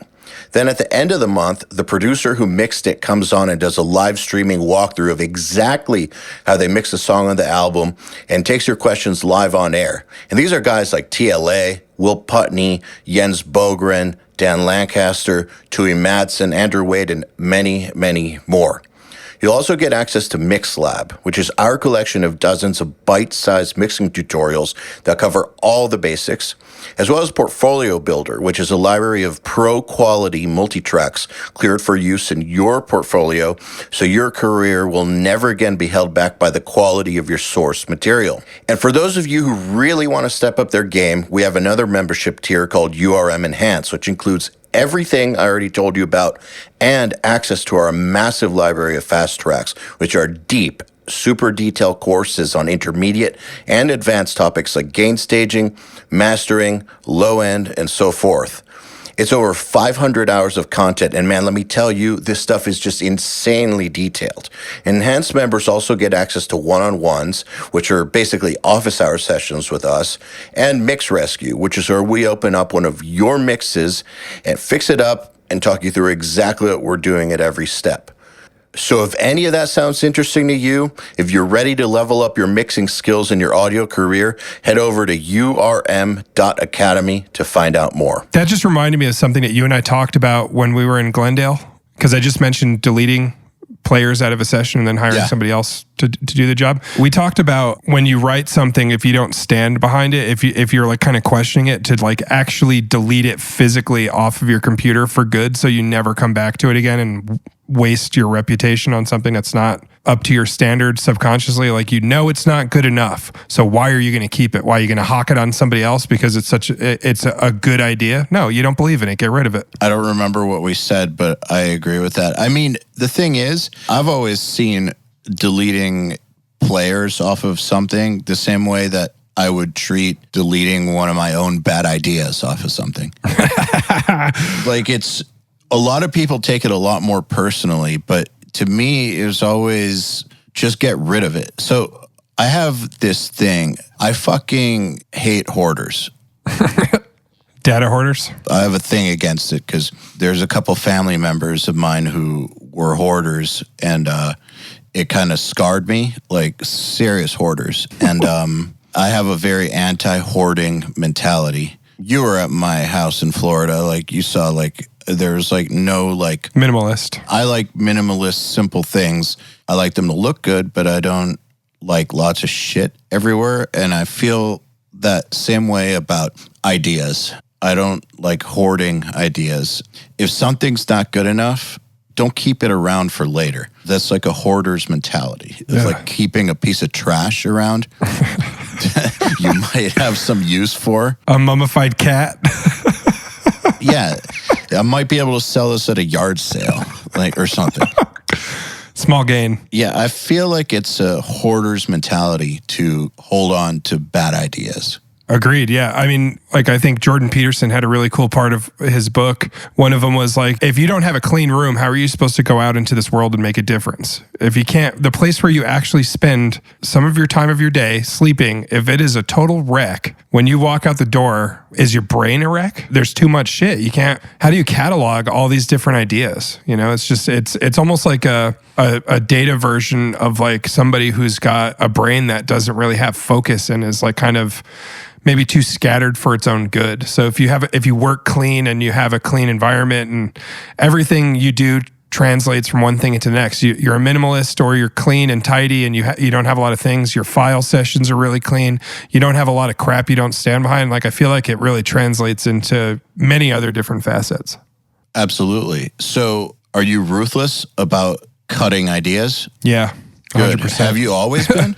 Yeah, 100%. Yeah, without a doubt. Just if it's not good, just fucking kill it. Man, I've stopped rehearsals of a song and be like, I don't think we should play this. Like, this is dumb. Like in 2010, we were getting ready to do some shows after we did a tour with Revocation. And I remember jamming with my drummer on something we'd been working on for weeks. And I was like, man, every time we play this, like it wasn't as good as the first time, and it's not getting any better. So we just abandoned it.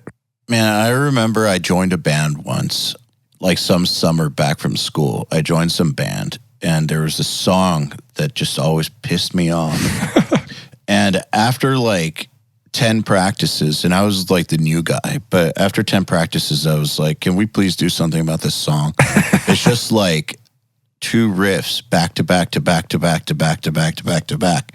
Like, something's got to happen. And like, they flipped out on me, got very, very, very angry and very threatening. I was like, you know what? Fuck you.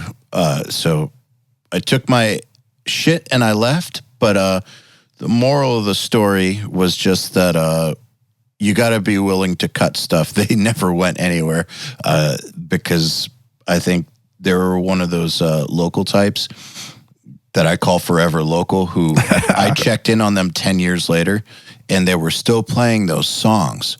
So that whole thing about the dude freaking out on me about ditching the song or fixing the song, that was a lot deeper than I realized at the time. Like, they kept on playing those songs for more than 10 years at the same level. And I see that shit all the time.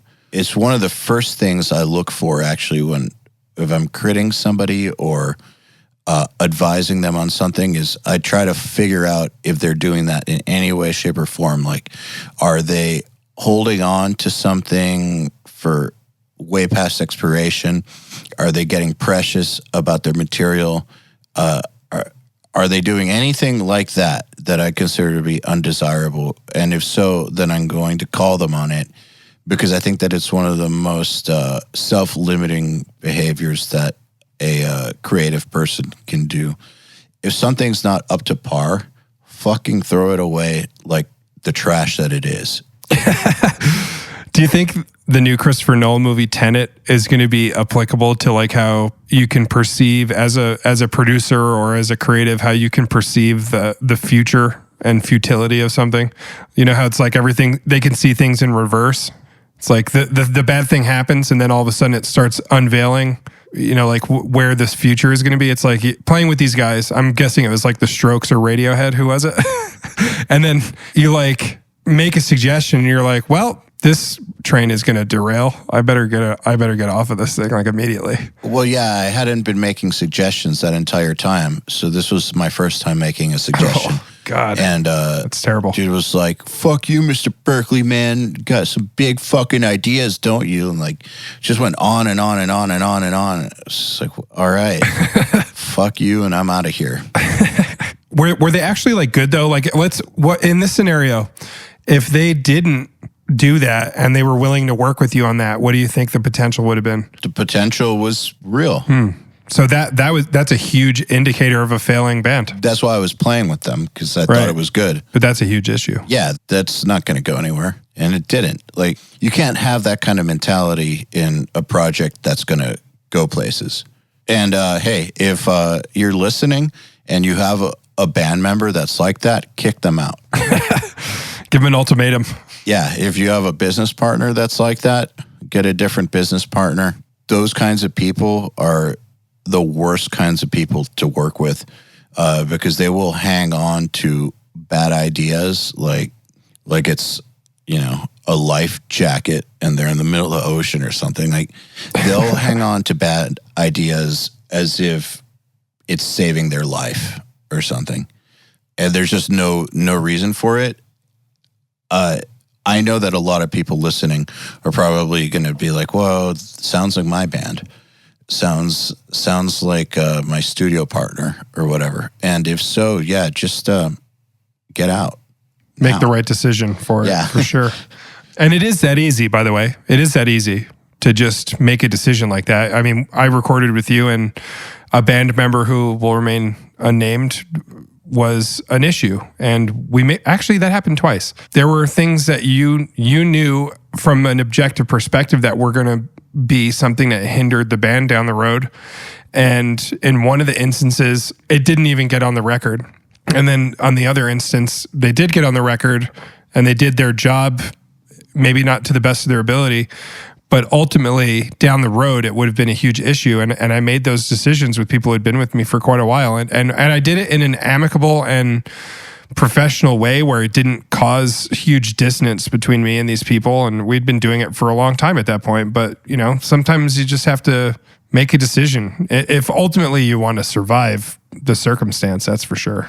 Absolutely make a decision. It's hard though. I remember in high school, I had that local band with the bad singer, which I think is every local band to some degree. But I had that band with like the cool music and the really terrible singer.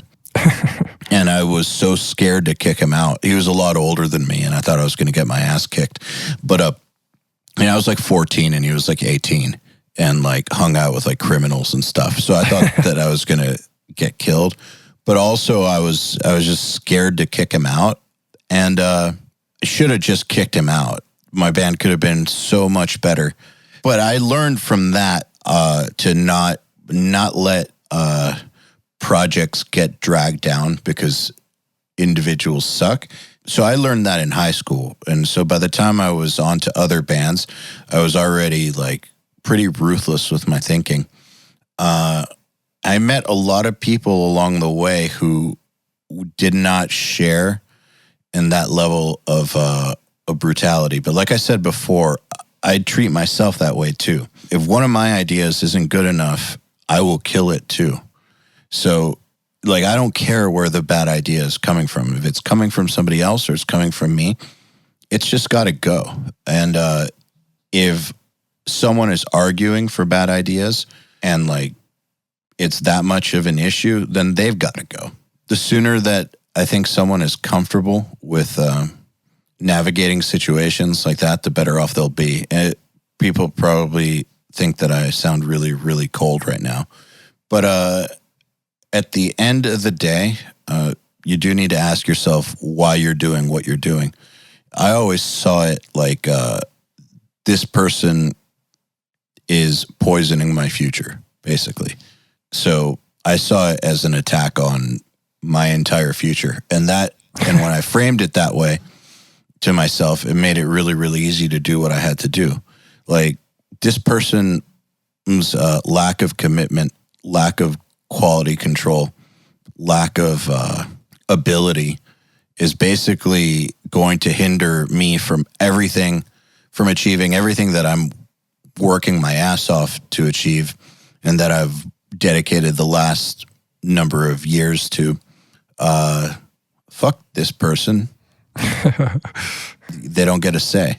Yeah, ultimately it affects you and maybe even them. You know, maybe it's holding them back from being involved in something, you know, that just isn't for them. You know, how many people do you think have like left bands and like they get kicked out because they're not cutting it and they keep going? And I don't think it happens all the time. I think a lot of the times it ends for people there. And then they can go focus on something else in their life and do better there. You know, like become like a dad or, you know, like start a business or something, you know, go do something else. Maybe it's not for you. Which is totally fine. I mean, in the end, it wasn't for me either. I started a business too. Like, it's totally fine. So what percentage of shit that you write would you say gets deleted? Like, out of all the stuff you write, so you're writing all the time, what percentage of that gets deleted? What percentage actually makes it to somebody's inbox? This is going to sound super arrogant. So far, I haven't written anything with intent that I haven't sent to somebody. But I have written a lot of stuff for personal use that I delete constantly. You know what I mean? But like when it's a job, I don't Well, I take it back. That's a lie. I've definitely started some stuff. Fucking liar. Yeah, no. Well, within this particular field of work, I've definitely committed to my ideas, but there have been a couple of instances where I'm like, well, this absolutely does not work for this at all.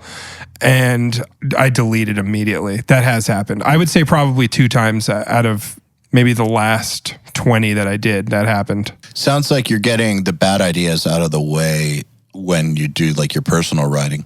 For sure. 100%. Yeah. I also think too that maybe I don't, if something's not working very early on, I don't keep pushing forward. So it's like I don't even get to that point where I'm going to commit to printing the session. So if something's not working out within a couple of minutes, I'm delete it. So it's that fast. Yeah, that quickly for sure. Yeah. Good. I'm glad to hear that. I'm not surprised. Yeah. Does that make sense, right? It does. Like, for instance, I think it's similar like when you're dialing a guitar tone. Like, if you don't have something good in the first 5 minutes, then you have to totally change your approach. That doesn't mean that it's not going to take you 12 hours beyond that to like refine it, that last 5%. But if you don't have something that's like 90% of the way there in the first 5-10 minutes, you're going down the wrong path, in my opinion. And I think that that's true of a whole lot of things musically. Yeah, of course, there's some things like tuning drums that takes a while. Like you can't possibly do it in 10 minutes. I get that. I get that you have to put in time on certain things, but there's some basics that if they're not coming together right away, like just move on. And I feel that way about songs too, like in songs and compositions. If that spark's not there, it's not there. You're not going to create a spark just by like beating it. Yeah, well, I think also too, you could say that if you keep prolonging the level of effort in something that's not going to be good, you're expending quite a lot of energy that you might not get back, and it can be incredibly disheartening. I'm sure if you're working on something and you spent days on it and it's just not coming together, like that could really hold you back from trying to do more stuff. So it's like, why don't you save your energy, get rid of this garbage shit that you've been working on, and it's bad, just get rid of it, because you really are limited with how much creative energy you can possibly have. Nobody's just like constantly cranking shit out every day. So I feel like it's just, even in the sense of like looking at your brain like a battery, like why would you want to waste so much of it's like having an argument with somebody where you're like, I'm not getting anywhere with this person. So what are you going to do? You're going to drain your phone battery having a text argument with somebody? It's like, why don't you just save it so you can go on YouTube and watch a video of something, like I'd rather spend that finite time on something that's going to actually be more beneficial than wasting it trying to beat a musical dead horse. Creativity is a finite resource. Absolutely. Good creativity, at least, right? I think any creativity. I think the good part is subjective, but I think it's been objectively studied in how the brain operates that creativity is a finite resource. You start with a lot and it diminishes over the course of the day, and you have to go to sleep to regenerate it, basically. And you might lose it overnight. You might lose your train overnight. A lot can change through that. Yeah, absolutely. So because it works that way, I think you do need to be selective of which ideas you run with. Because, yeah, if you just run with any idea that you have, like bad ones too, you're going to be expending a lot of energy on shit that's going to get you no return. And yeah, I can see how that would be very disheartening. So it's almost like a self-preservation move to throw away the bad ideas.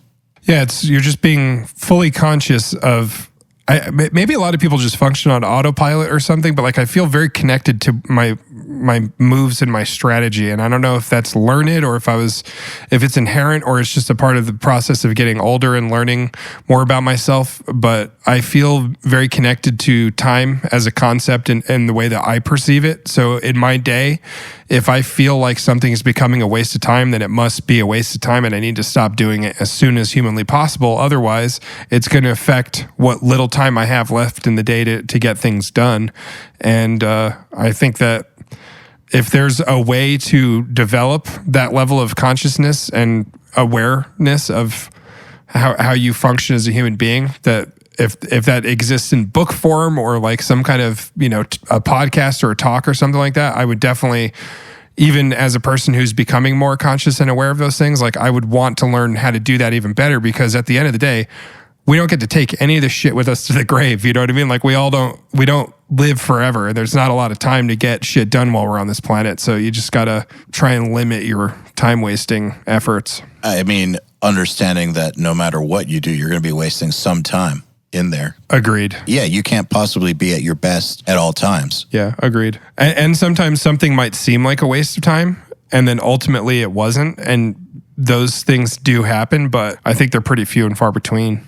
How many days on average out of like a week would you consider to be like inspired, got the spark kind of days? And how many of them are just you're doing it because it's a job and like it's going okay, but it's not necessarily inspired, but you're doing it anyways?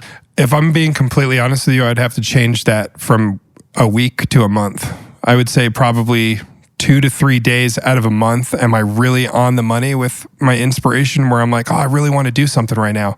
And then the rest of it is just forcing myself out of my comfort zone. Yeah, exactly. I mean, it might even be less than that, to be honest with you. Like I don't have like hypomania or anything like that, but I definitely feel like creatively, like I work when the mood strikes unless I have a deadline. And deadlines are tough. That's a whole other element of creativity, is when you have a deadline for something and you have to convince yourself. I actually like sometimes might find some tool. I have some tools for giving myself inspiration. Like I might pull up maybe like the Dark Knight soundtrack, or I like just pull something up for inspiration and hope that regenerates or recharges something in me. And it doesn't often happen, but just because something's not inspired doesn't necessarily mean that you're not going to do a good job at it. But I definitely think it helps to work when that mood strikes, and I'll sacrifice all social aspects of my life for those moments when they do happen. Like I don't give a shit what's going on.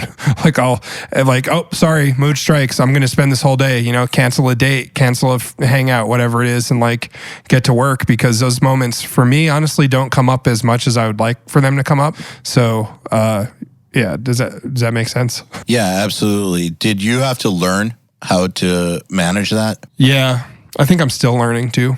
Like I think it's still a part of the process, but like I'm becoming more aware of like prioritizing myself in the professional sense over things that maybe won't be as wildly beneficial, so it's still kind of like a theory and practice.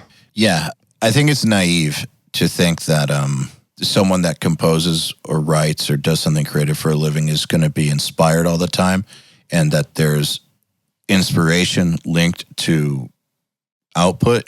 I think inspiration is a bonus. When it happens, that's awesome. That's great. That's kind of totally a bonus. If you were to only work when that happened, you wouldn't work. Never work. You would never work. And therefore, you wouldn't get good enough to be able to do it for a living. And you'd be less inspired to work, less motivated to work. And it's just a bad road to go on to try to only work when inspired. Obviously, inspiration's great. There's nothing like it. But if you wait around for it, you're going to be waiting around forever, basically. I wonder if you can get to the point where you're so successful and don't rely on constantly hustling and taking on projects to build the life that you want. If you can get to the point where you can only work when you're motivated, but like I can't imagine that really, I just don't see anybody in the positions where I want to be who are like that. Like I can't see Danny Elfman or Hans Zimmer doing that. Look at Hans Zimmer right now with the Bond movie. Like right. We all know that he only has 4 months to put it all together. So that's not a joke. That's real life. Dude has 4 months. At this point, it's a lot less than that. And there's so much that goes into that. Yeah. Like he got the gig at the end of last year. That's no time whatsoever. So he doesn't have time to get inspired. I mean, I know that he's amazing. So he's going to figure out whatever tricks he's got up his sleeve to get himself as inspired as possible. I'm sure he's going to do every single thing in his power to be at his best. But I don't think that he has the luxury to wait around for inspiration. And that's a dude at the very, very top doing one of the biggest movies you could possibly ever do. I think in his particular instance too, that like the reason why he is where he is because he probably shuts down everything outside of what the task at hand. I think he shuts it down. Like if he was a football fan, which I have this weird feeling he probably is not, I don't think that he's probably the type of guy who would like spend a Sunday watching the Super Bowl or something like that when he has work to do. You know, I think he's like, oh yeah, sorry, can't do that. You know, doing this. Hey, are you doing this? Nope, I have work to do. I think it's just constantly people would be met with this brick wall that's built around him when he's in his element, when he has something to do, you know, whereas some people are like, well, you know, on Sunday, I'm going to be, you know, for 4 hours, I'm going to be watching the Super Bowl. It's like, well, good luck with that ethic. I don't know how far that goes with people, to be honest with you. You got to really shut down, especially if you have a deadline. Like, what are you supposed to do? That's not a lot of time. I bet you within that time frame that he was given, if he was told he has 4 months, there's probably a month and a half or 2 months of actual composing within that. And then there's like so much more around that. I can't even imagine. That's horrifying. He's probably got a huge team on this one though. Still. Yeah, it's insane. That's frightening. But he's the guy who's going to do it. I remember hearing an interview with Danny Elfman once where he said that whenever he's about to do a score, he has a going away party at his house. Wow, that's brilliant. Yeah, because he's not going to see his friends or family for about 3 or 4 months. That sounds super accurate. Wow. Yeah, so he does a going away party, and then that's it. He goes in the cave. That's a sacrifice you have to be willing to make. I would do that in a heartbeat. I already feel like I'm doing that as is. I spend most of my free time thinking about my future and things that I can do for it, and I try to surround myself with people who can kind of echo chamber back to me things that are relevant to inspiring me. And I don't spend a lot. I don't talk about sports with people. I don't talk about shit that has nothing to do with me. I'm not interested in things that are going to make my life. I'm not comfortable yet. So, and I assume if I got to that point where I was given a task like one of those guys, a huge task like that, I would probably be in the same. I would probably not even fucking tell people and just disappear. That would be more my style. I'd be like, sorry guys, sorry you haven't heard from me for 5 months or whatever. But I completely relate to that. And I think that's amazing. Like that makes the stocks of Danny Elfman go up so much higher for me for some reason. To me, that doesn't even seem like a sacrifice. Like you just said, you got to be willing to make that sacrifice. But in my mind, that wouldn't even be a question. Right. It doesn't seem like a sacrifice. However, I do know a lot of people who would consider that a sacrifice, who would have an issue with that. Like I know a lot of people who I can hear their voice in my head right now being like, you know, weighing real life against a commitment like that. And I'm just thinking that in my mind, that kind of thing has never been an issue.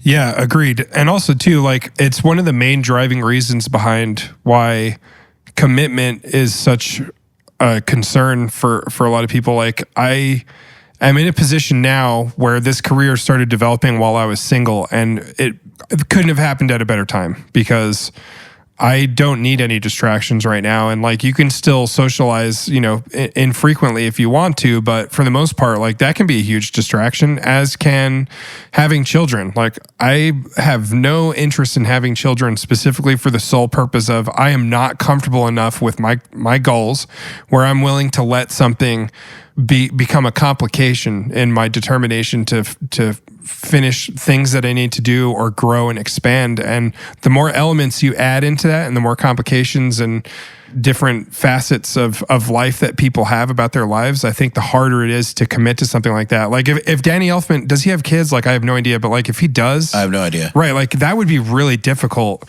That's like being like a soldier, you know, it's like you're not going to see that person for 6 to 9 months, you know, and it's like, that's a huge commitment. And, it's probably tough to tell people to like avoid adding too many complicating elements to your life, but I mean, give your dog away. Yeah, give your dog away. Yeah, exactly. Or hire dog walkers. Yeah, I think that it makes life much easier if you can just limit how complex your structure is, you know, and it feels really like my drummer and I talk about this where it's like we're both single guys and like, do we really want to be like complicating things right now with anybody's bullshit. You know, it's really hard to commit. And that's what most people want who don't have bigger goals, is they want commitment and they want to build futures based around the dependency of another person. And I think being as independent as humanly possible will make it much easier to commit to a Danny Elfman move. Like, I'm going away, guys. Sorry, you won't see me for a long time. The podcast I did with Susan Rogers, she talked about that a lot. I don't know if you've heard that episode, but she's a fascinating lady. I think she's in her 50s or 60s, and she was talking about how she made the decision to basically be a bachelorette for life because she wanted to be committed to her work as a scientist and an engineer. 100% get it. I've known a few people who have kind of been that way. Like I know a CEO of something that's pretty successful who made the decision to not have kids because his kid was his career. And I get it.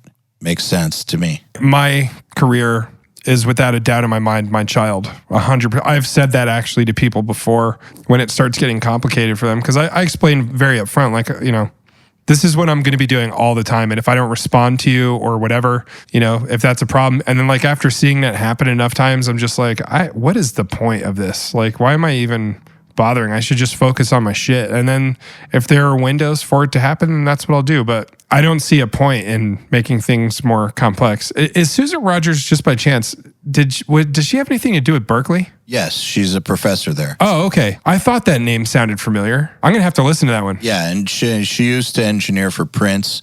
She's a neuroscientist. She's a professor at Berkeley. Did she do anything with psychology? No? Well, I mean, she studies the brain, but no, she doesn't do psychology. Okay. I definitely know who she is from Berkeley alone, but I have to listen to that one. It was like driving a Hyundai, trying to keep up with a Ferrari, basically, having her on the podcast. She's so much smarter than me. Jesus Christ.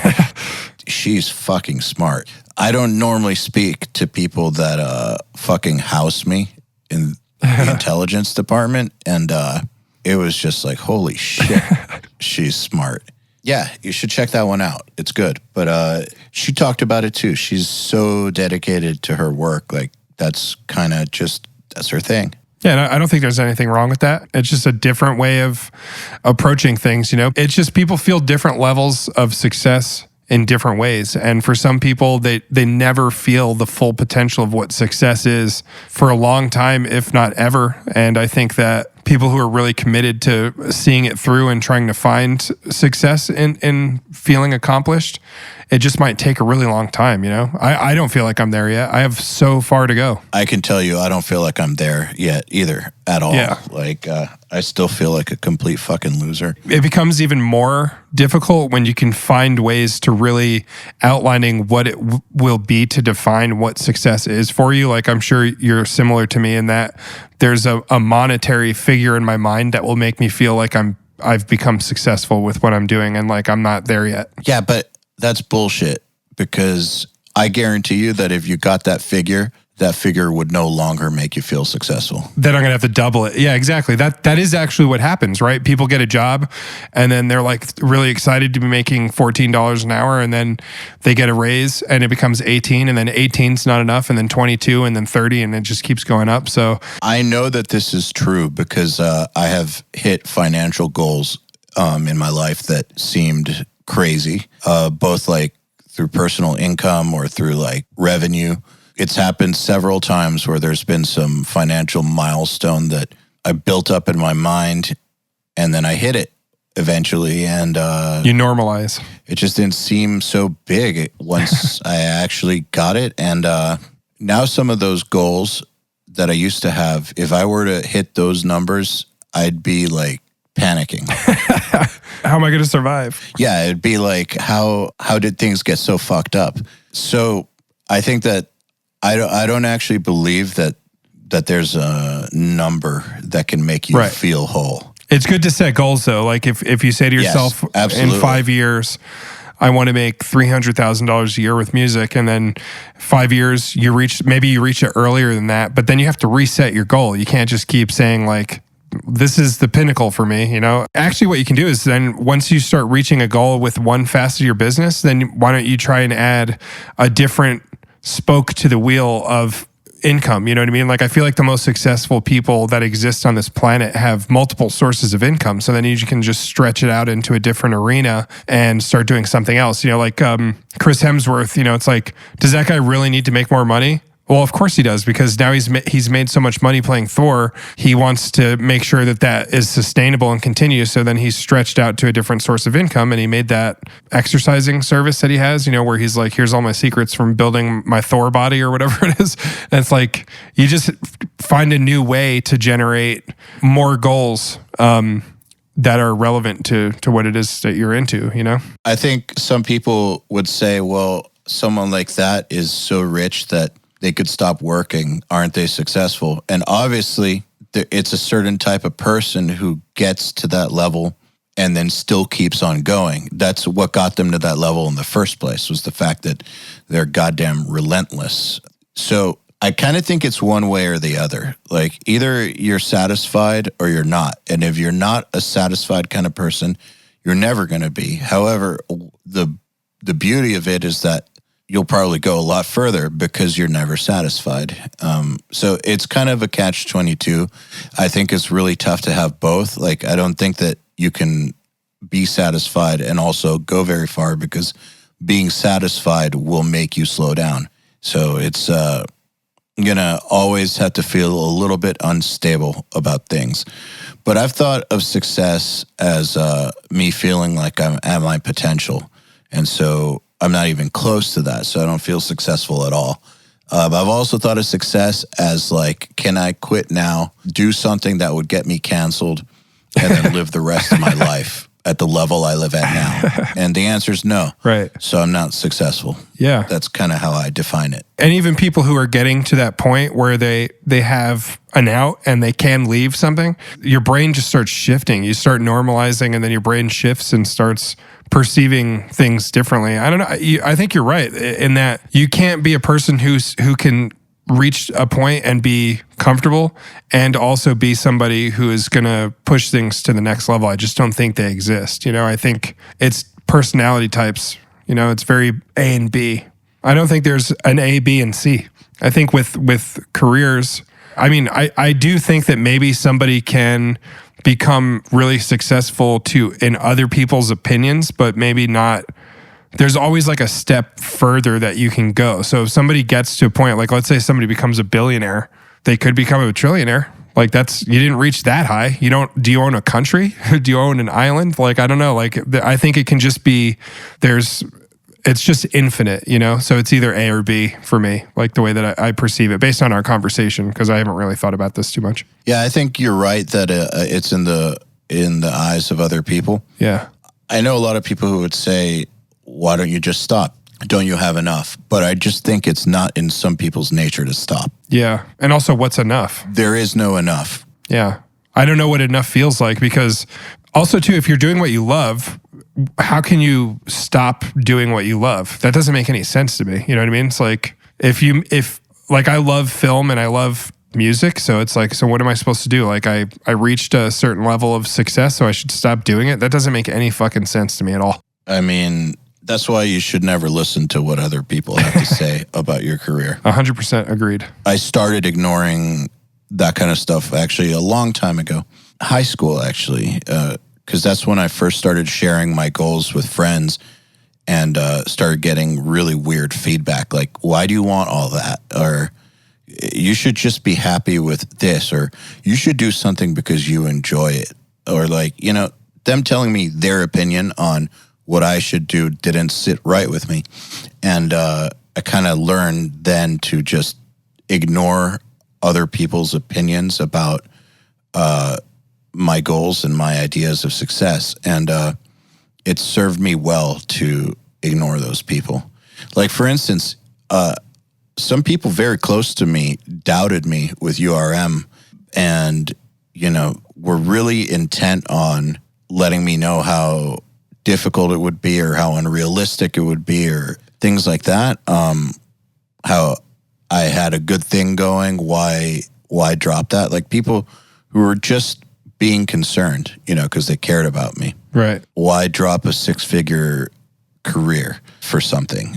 And if I hadn't, I think, been in the, if I hadn't had the practice of just ignoring that kind of bullshit, maybe I would have listened to them. So don't ever listen to other people's opinions on your goals, in my opinion. Sometimes don't listen to them when they're positive too. I've had the experience. No, never listen to them, positive or negative. Positivity should just be like one of those things where like you just absorb it and move on, but don't let it inflate, because I've always, if somebody's like, yeah, I think it's great what you're doing, it's amazing. It's like, yeah, I'm still going to do this anyway. It's good, man. Like you don't have to, I appreciate your support, but it's not going to like dictate the decisions that I make going forward. And sometimes even like the negative stuff can actually be fuel to prove people wrong. It's a weird example, but the movie Dolomite Is My Name with Eddie Murphy, that whole storyline from that movie I found so incredibly inspiring for some reason. Like he was just like, you tell me I can't become a comedian, he became a comedian. You tell me I can't put out a record, he puts out a record on his own. You tell me I can't make a movie, he makes a movie. And like, he built a career doing that. Like, it's amazing. Everybody kept telling him no, and he can't, and he kept doing it. He's like, well, fuck you. I'm going to do it anyway. And he does it. And and the best part about it is he never did everything that he wanted to do. And he didn't like look back and tell everybody like, I told you so, like, you're an idiot, blah, blah, blah. Like he was just like, I'm really happy that I did accomplish things. And that's all I needed. It's not to prove anybody wrong, but at the same time, it's to prove that you can, Well, yeah, to yourself, though. To yourself, yeah. It's nobody else matters, really. If you're really dedicated to something for the right reasons, you don't care what anybody thinks, good or bad, really, for the most part. Well, the thing is, if you're going to believe that negative opinions are bullshit, then you have to believe that the positive ones are bullshit, too. You can't be selective about not listening to people, in my opinion. Agreed. Or you're being dishonest. 100%. So, yeah, if people are full of shit with their bad ideas, then they're just full of shit anyways. And I've always thought that people being discouraging of my ideas just meant that they didn't understand them fully. But when they were positive about them, that didn't mean to me that they understood them any better either, because they could never see it the way I saw it in my mind. So, in my opinion, it would be fruitless and pointless to go to other people for advice about my goals or aspirations or anything. So I've rarely ever done it. Anytime that I've done it, I realized that I was just trying to massage my ego. Agreed. And I would realize that while I was talking to the person about the goals, is realizing, what I'm doing here? I'm just trying to get a dopamine hit by talking about my goals, because I'm making myself feel like I'm getting something done. In reality, I'm just getting my ego massaged, because nothing's actually moving forward. What this person says to me now isn't going to make any bit of difference, and it's going to have no bearing on the actual outcome, because they don't actually understand what it is that I'm trying to do. And they don't matter in this equation. So I need to stop doing this. I need to stop going to other people with my goals. I rarely ever do. You're ultimately in control of your outcome for the most part. Like you pack your own lunch. You're in charge of what happens on your day to day, and somebody else agreeing with that, unless like they're a person in your industry, it's just not going to change anything. Like and if anything, it could be really unhappy, where it misleads you to thinking that you're doing enough and you should just keep doing what you're doing, where instead of like hearing somebody say like, I think it's really cool, but maybe you could like dial back to going out and partying or some shit. Like, it's really rare that you ever get a breadth of information behind somebody's support or lack of support. It's usually very like cut and dry. And it's kind of just like, where is this coming from? How is this constructive for me in any way whatsoever? So it's just good to ignore it from everywhere. And I still deal with that. I still have people in my family who really care about me, who are saying things to me like, what are you going to do? Because I'm moving to California. They're like, what are you going to do when you get there? And it's like, what the fuck do you mean? What am I going to do when I get there? Like, you think I'm just going there and I'm just going to live in a tent, while I'm there? It's like, I have a plan, but it's like that person has actually communicated to me as well that they just don't really understand my industry and my career. So they're just showing their concern. So at least like they were able to articulate that, but I don't think everybody does that. No, because they don't understand that they don't understand. Exactly. Yeah. I feel like I got on this tangent because a lot of people come to me for advice. Right. They come to me for advice, and every once in a while, I think that it's a valid conversation. But I feel like 90% of the time, they're really just trying to get me to affirm whatever it is they're coming to me with. They're not actually coming to me for advice, and they're going to do what they're going to do anyways. So really, they just want to hear themselves speak. Like a sounding board. Yeah, like a sounding board. And I don't think that's a positive thing, honestly. I think we know what's best for us. Yeah, it's like use your intuition. Like if you feel like you're going to ask somebody you trust a question and your mind plays a whole scenario where I've done this with you before. I'm like, hey, dude, like, do you think it's okay for me to talk about my career and like my communicated wins and to do these things? Because I was really unsure of myself. But in my mind, I knew when I asked you that you were going to say yes. And it's like, why didn't I just fucking listen to that and just do it? That's exactly right. Yeah. Just telling you what you already knew. Exactly. Yeah. If you can just find a way to trust you have to like learn to know when your inner dialogue that happens is something that is trustworthy. And if you can't identify that, then work on it. Like you gotta learn when to trust yourself, I guess, and I knew when I asked you that question, I knew that what your answer was going to be. I just figured. How did you know? Because of the way that you speak about other things, like the way that you talk about success and how you perceive success, it just lined up so much with, we had already had conversations that were irrelevant to this where I knew what the answer was going to be. And then I knew that if I asked you saying yes to me would be like, somebody stamping the approval book, and it meant like, oh, cool. Like you can now enter the gates of whatever it is you're going to, even though I knew. But you didn't need that. Right. I didn't need it. Exactly. That's what's crazy about it is I should have known. And like, honestly, going forward, like I've had moments where I just trust my gut instinct now. And I just say like, it's okay for me to do this. And it makes it easier to make decisions about what I think is right or wrong based on that information, Good. Yeah. You should. You know best. Right. I mean, nobody else is going to know for you. Yeah, and you also have to stop giving a fuck what other people think. That was like a huge lesson for me too. I was like, I got to stop caring about how people perceive what I'm doing. It's like people are really cool with you posting or sharing your accomplishments as long as you're not killing it. And then as soon as you start killing it, it starts bothering everybody. And that's like something I had to really shed with that experience. Yeah, I kind of went through the people see me as one thing, and I see myself as this one thing. How am I going to explain to them that I'm now this other thing? And then I just decided to not give a fuck. Yeah. Yeah, I have a whole social circle who know me as a guitar player, who were not very accepting of me as a business person. They can go fuck themselves if they have a problem with it. But it took me a little bit to come to terms with that.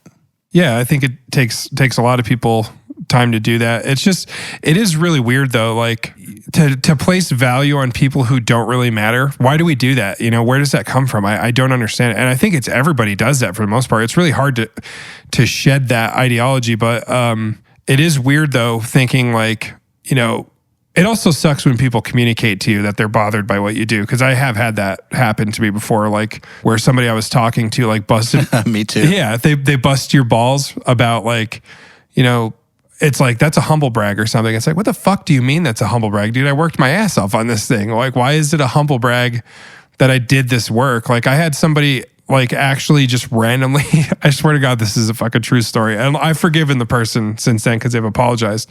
But they sent me a message randomly after not talking to him for a long time, just saying, you're a piece of shit. Like they just said, you're a piece of shit. And I'm like, what? And then I said, what did I do? And before I could even give them an opportunity to explain themselves, I said, go fuck yourself. And I deleted them because I'm like, what does it even matter?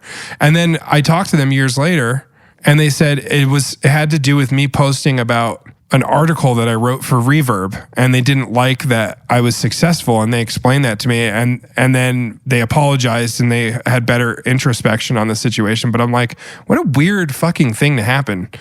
Like, how many people call you a piece of shit in their mind, because you're doing something that you're passionate about and you're proud of? It's so weird. I've gotten those quite a few times. One of the first times was like in 2004 or something. No, it was like in 2005 or something like that. It was just like, fuck you for what you did to those guys. You're going to learn. It's like, what? So I guess I had kicked some people out of the band a few years earlier, and we were starting to get attention, and some rando from the local scene just decided to tell me that I was terrible. And I've gotten those, every now and again, sometimes more often than not, sometimes not that often, but someone just hitting me up to tell me what a piece of shit I am or something I'm doing. It's fun. It's a really odd thing to have happen, but it's like the first foray that you have into success is when people start hating you for your accomplishments. Like, you see that where people just say nasty shit because they don't like seeing somebody succeed. Some Israeli Mexican guy I know once told me losers hate winners, and it stuck with me since then, and it won't go away. It's true. It's absolutely true. It did bother me at first when I would get those attacks. Like, it took me a moment to not give a shit when they happen. Like, they would happen, and then they would like ruin my day. I would let them ruin my day, and I'd play what they said in my head and think about it and debate it with them. And then eventually I realized it was really fucking stupid. Because generally when that would happen, I would like go check out who the person was and be like, why am I engaging with this person? And then even when it's happened from people who aren't complete losers, it's still like, who gives a shit? I know I'm all right.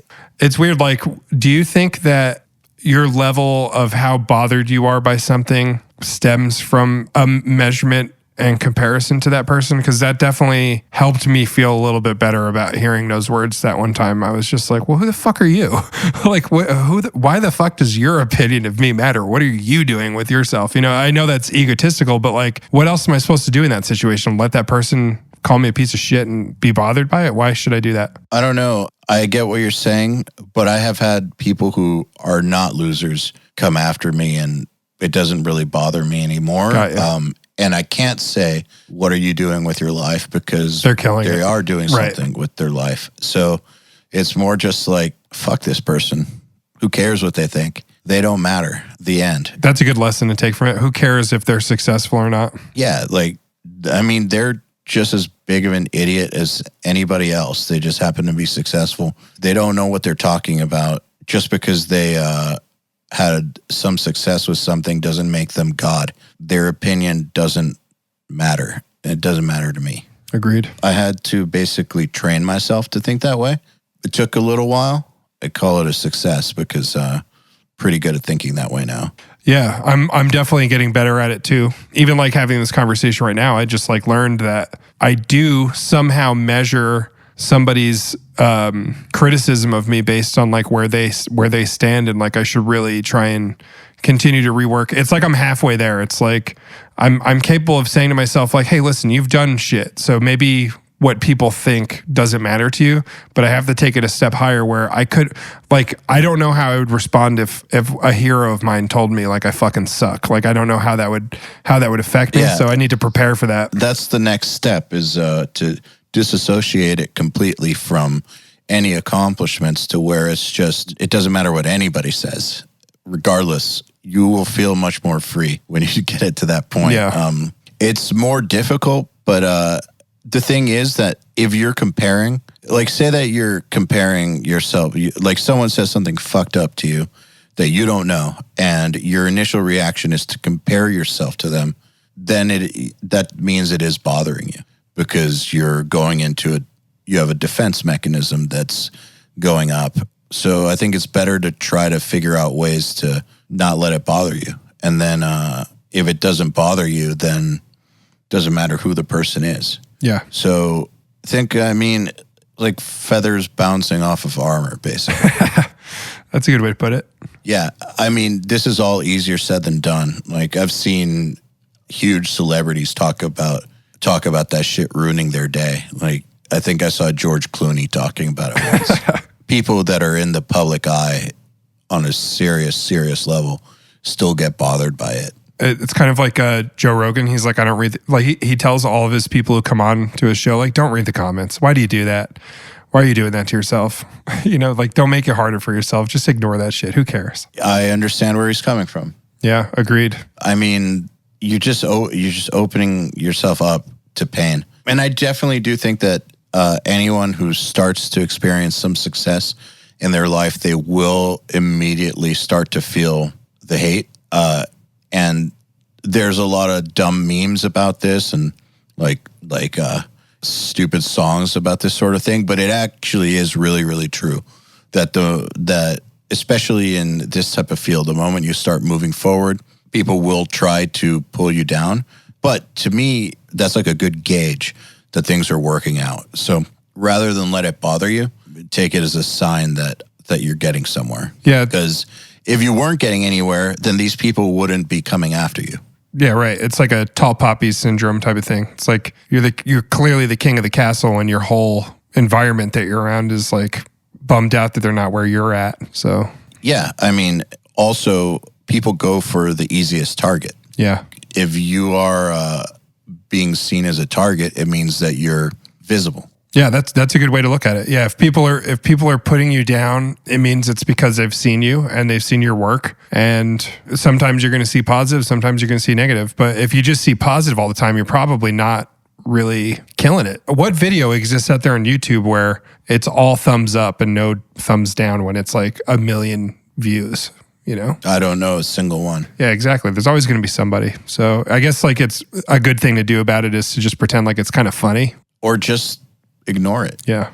I don't know any movie, any song, any band, any success that doesn't have like the haters coming after it. Like I've never seen it. Yeah, agreed. Since the internet started. So, it comes with the territory. The thing is, I think that it's shocking to people when they're first starting to feel success. I think that to people who have been successful for decades or whatever, it's like, yeah, whatever. But I think, if you're in your first few years of it, it's kind of shocking because it's a level of hate that you're probably not used to in regular life. So it can be kind of, I don't know, shocking's the best way to put it, I think. Yeah, agreed. Yeah, it's kind of fucked up to receive hate on that kind of level. But what are you going to do? I mean, what's the option is to not be moving forward. And then no one would notice you. Well, yeah, and also too, like most people on average, I'm sure, build from nothing. And when you come from nothing, you have this beginning where you feel unsure. And then if the business starts to succeed or your endeavor starts to succeed, it's kind of like, it's a surprise all on its own. So when you start seeing negative stuff too, it can also be a little bit shocking. So yeah, it's definitely an interesting thing to see. It's weird to think like you should aspire to have haters. But it's true because it means that you're getting somewhere. Right. Seriously, have you ever seen any product, movie, song, celebrity, sports star, singer, decision maker, anyone who's done anything in this world who doesn't have an army of haters? No, I mean, there's people who criticize saints, like Mother Teresa or Gandhi, like there's people out there who are digging for evidence to find negative aspects of those people. Yeah, I've seen that. Yeah, so I just think it's a part of the game. Yeah, exactly. I really like the score for X-Men First Class. I think the score is fucking awesome. It's so like minimalist, but like just right. And I posted about it once, and the level of animosity that came my way over posting that I liked it was kind of ridiculous, and people were just going nuts about how I shouldn't like it and how it's not complex enough of a piece and all this stuff. And it's like, you really care so much about this score, but you didn't write it, and That's it. The end. You didn't write it. So Well, those people are fucking idiots because Henry Jackman's the shit. I know exactly who you're talking about. The guy who did the score for that. yeah, Yeah, he's a Hans Zimmer protege. I can hear it.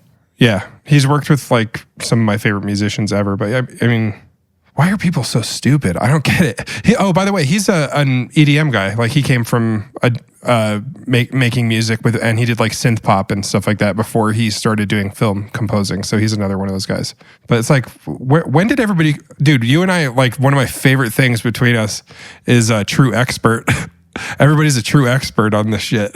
I have a theory that people are not stupider now than they've ever been. I know some people are saying that society's getting dumber. I don't believe that. I don't agree at all. I just think that now we have access to every idiot's opinion. Yeah. So they've always had these opinions.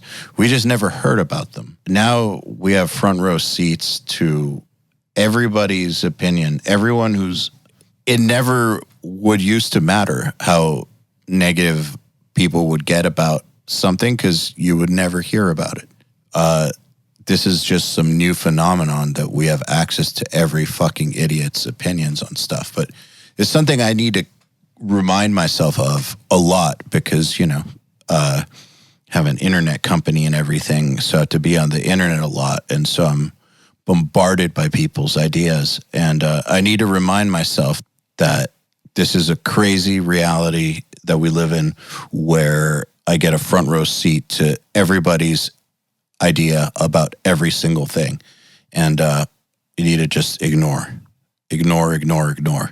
People use the internet as kind of like just like a personal scrapboard, like scrapbook, like a personal scrapbook diary, like a public diary of just every single stupid thought that they might have. You can't let that affect your life. Agreed. Yeah. That reminds me of that. I wrote that article recently on social media about how I unfollowed everybody. And It's a good article.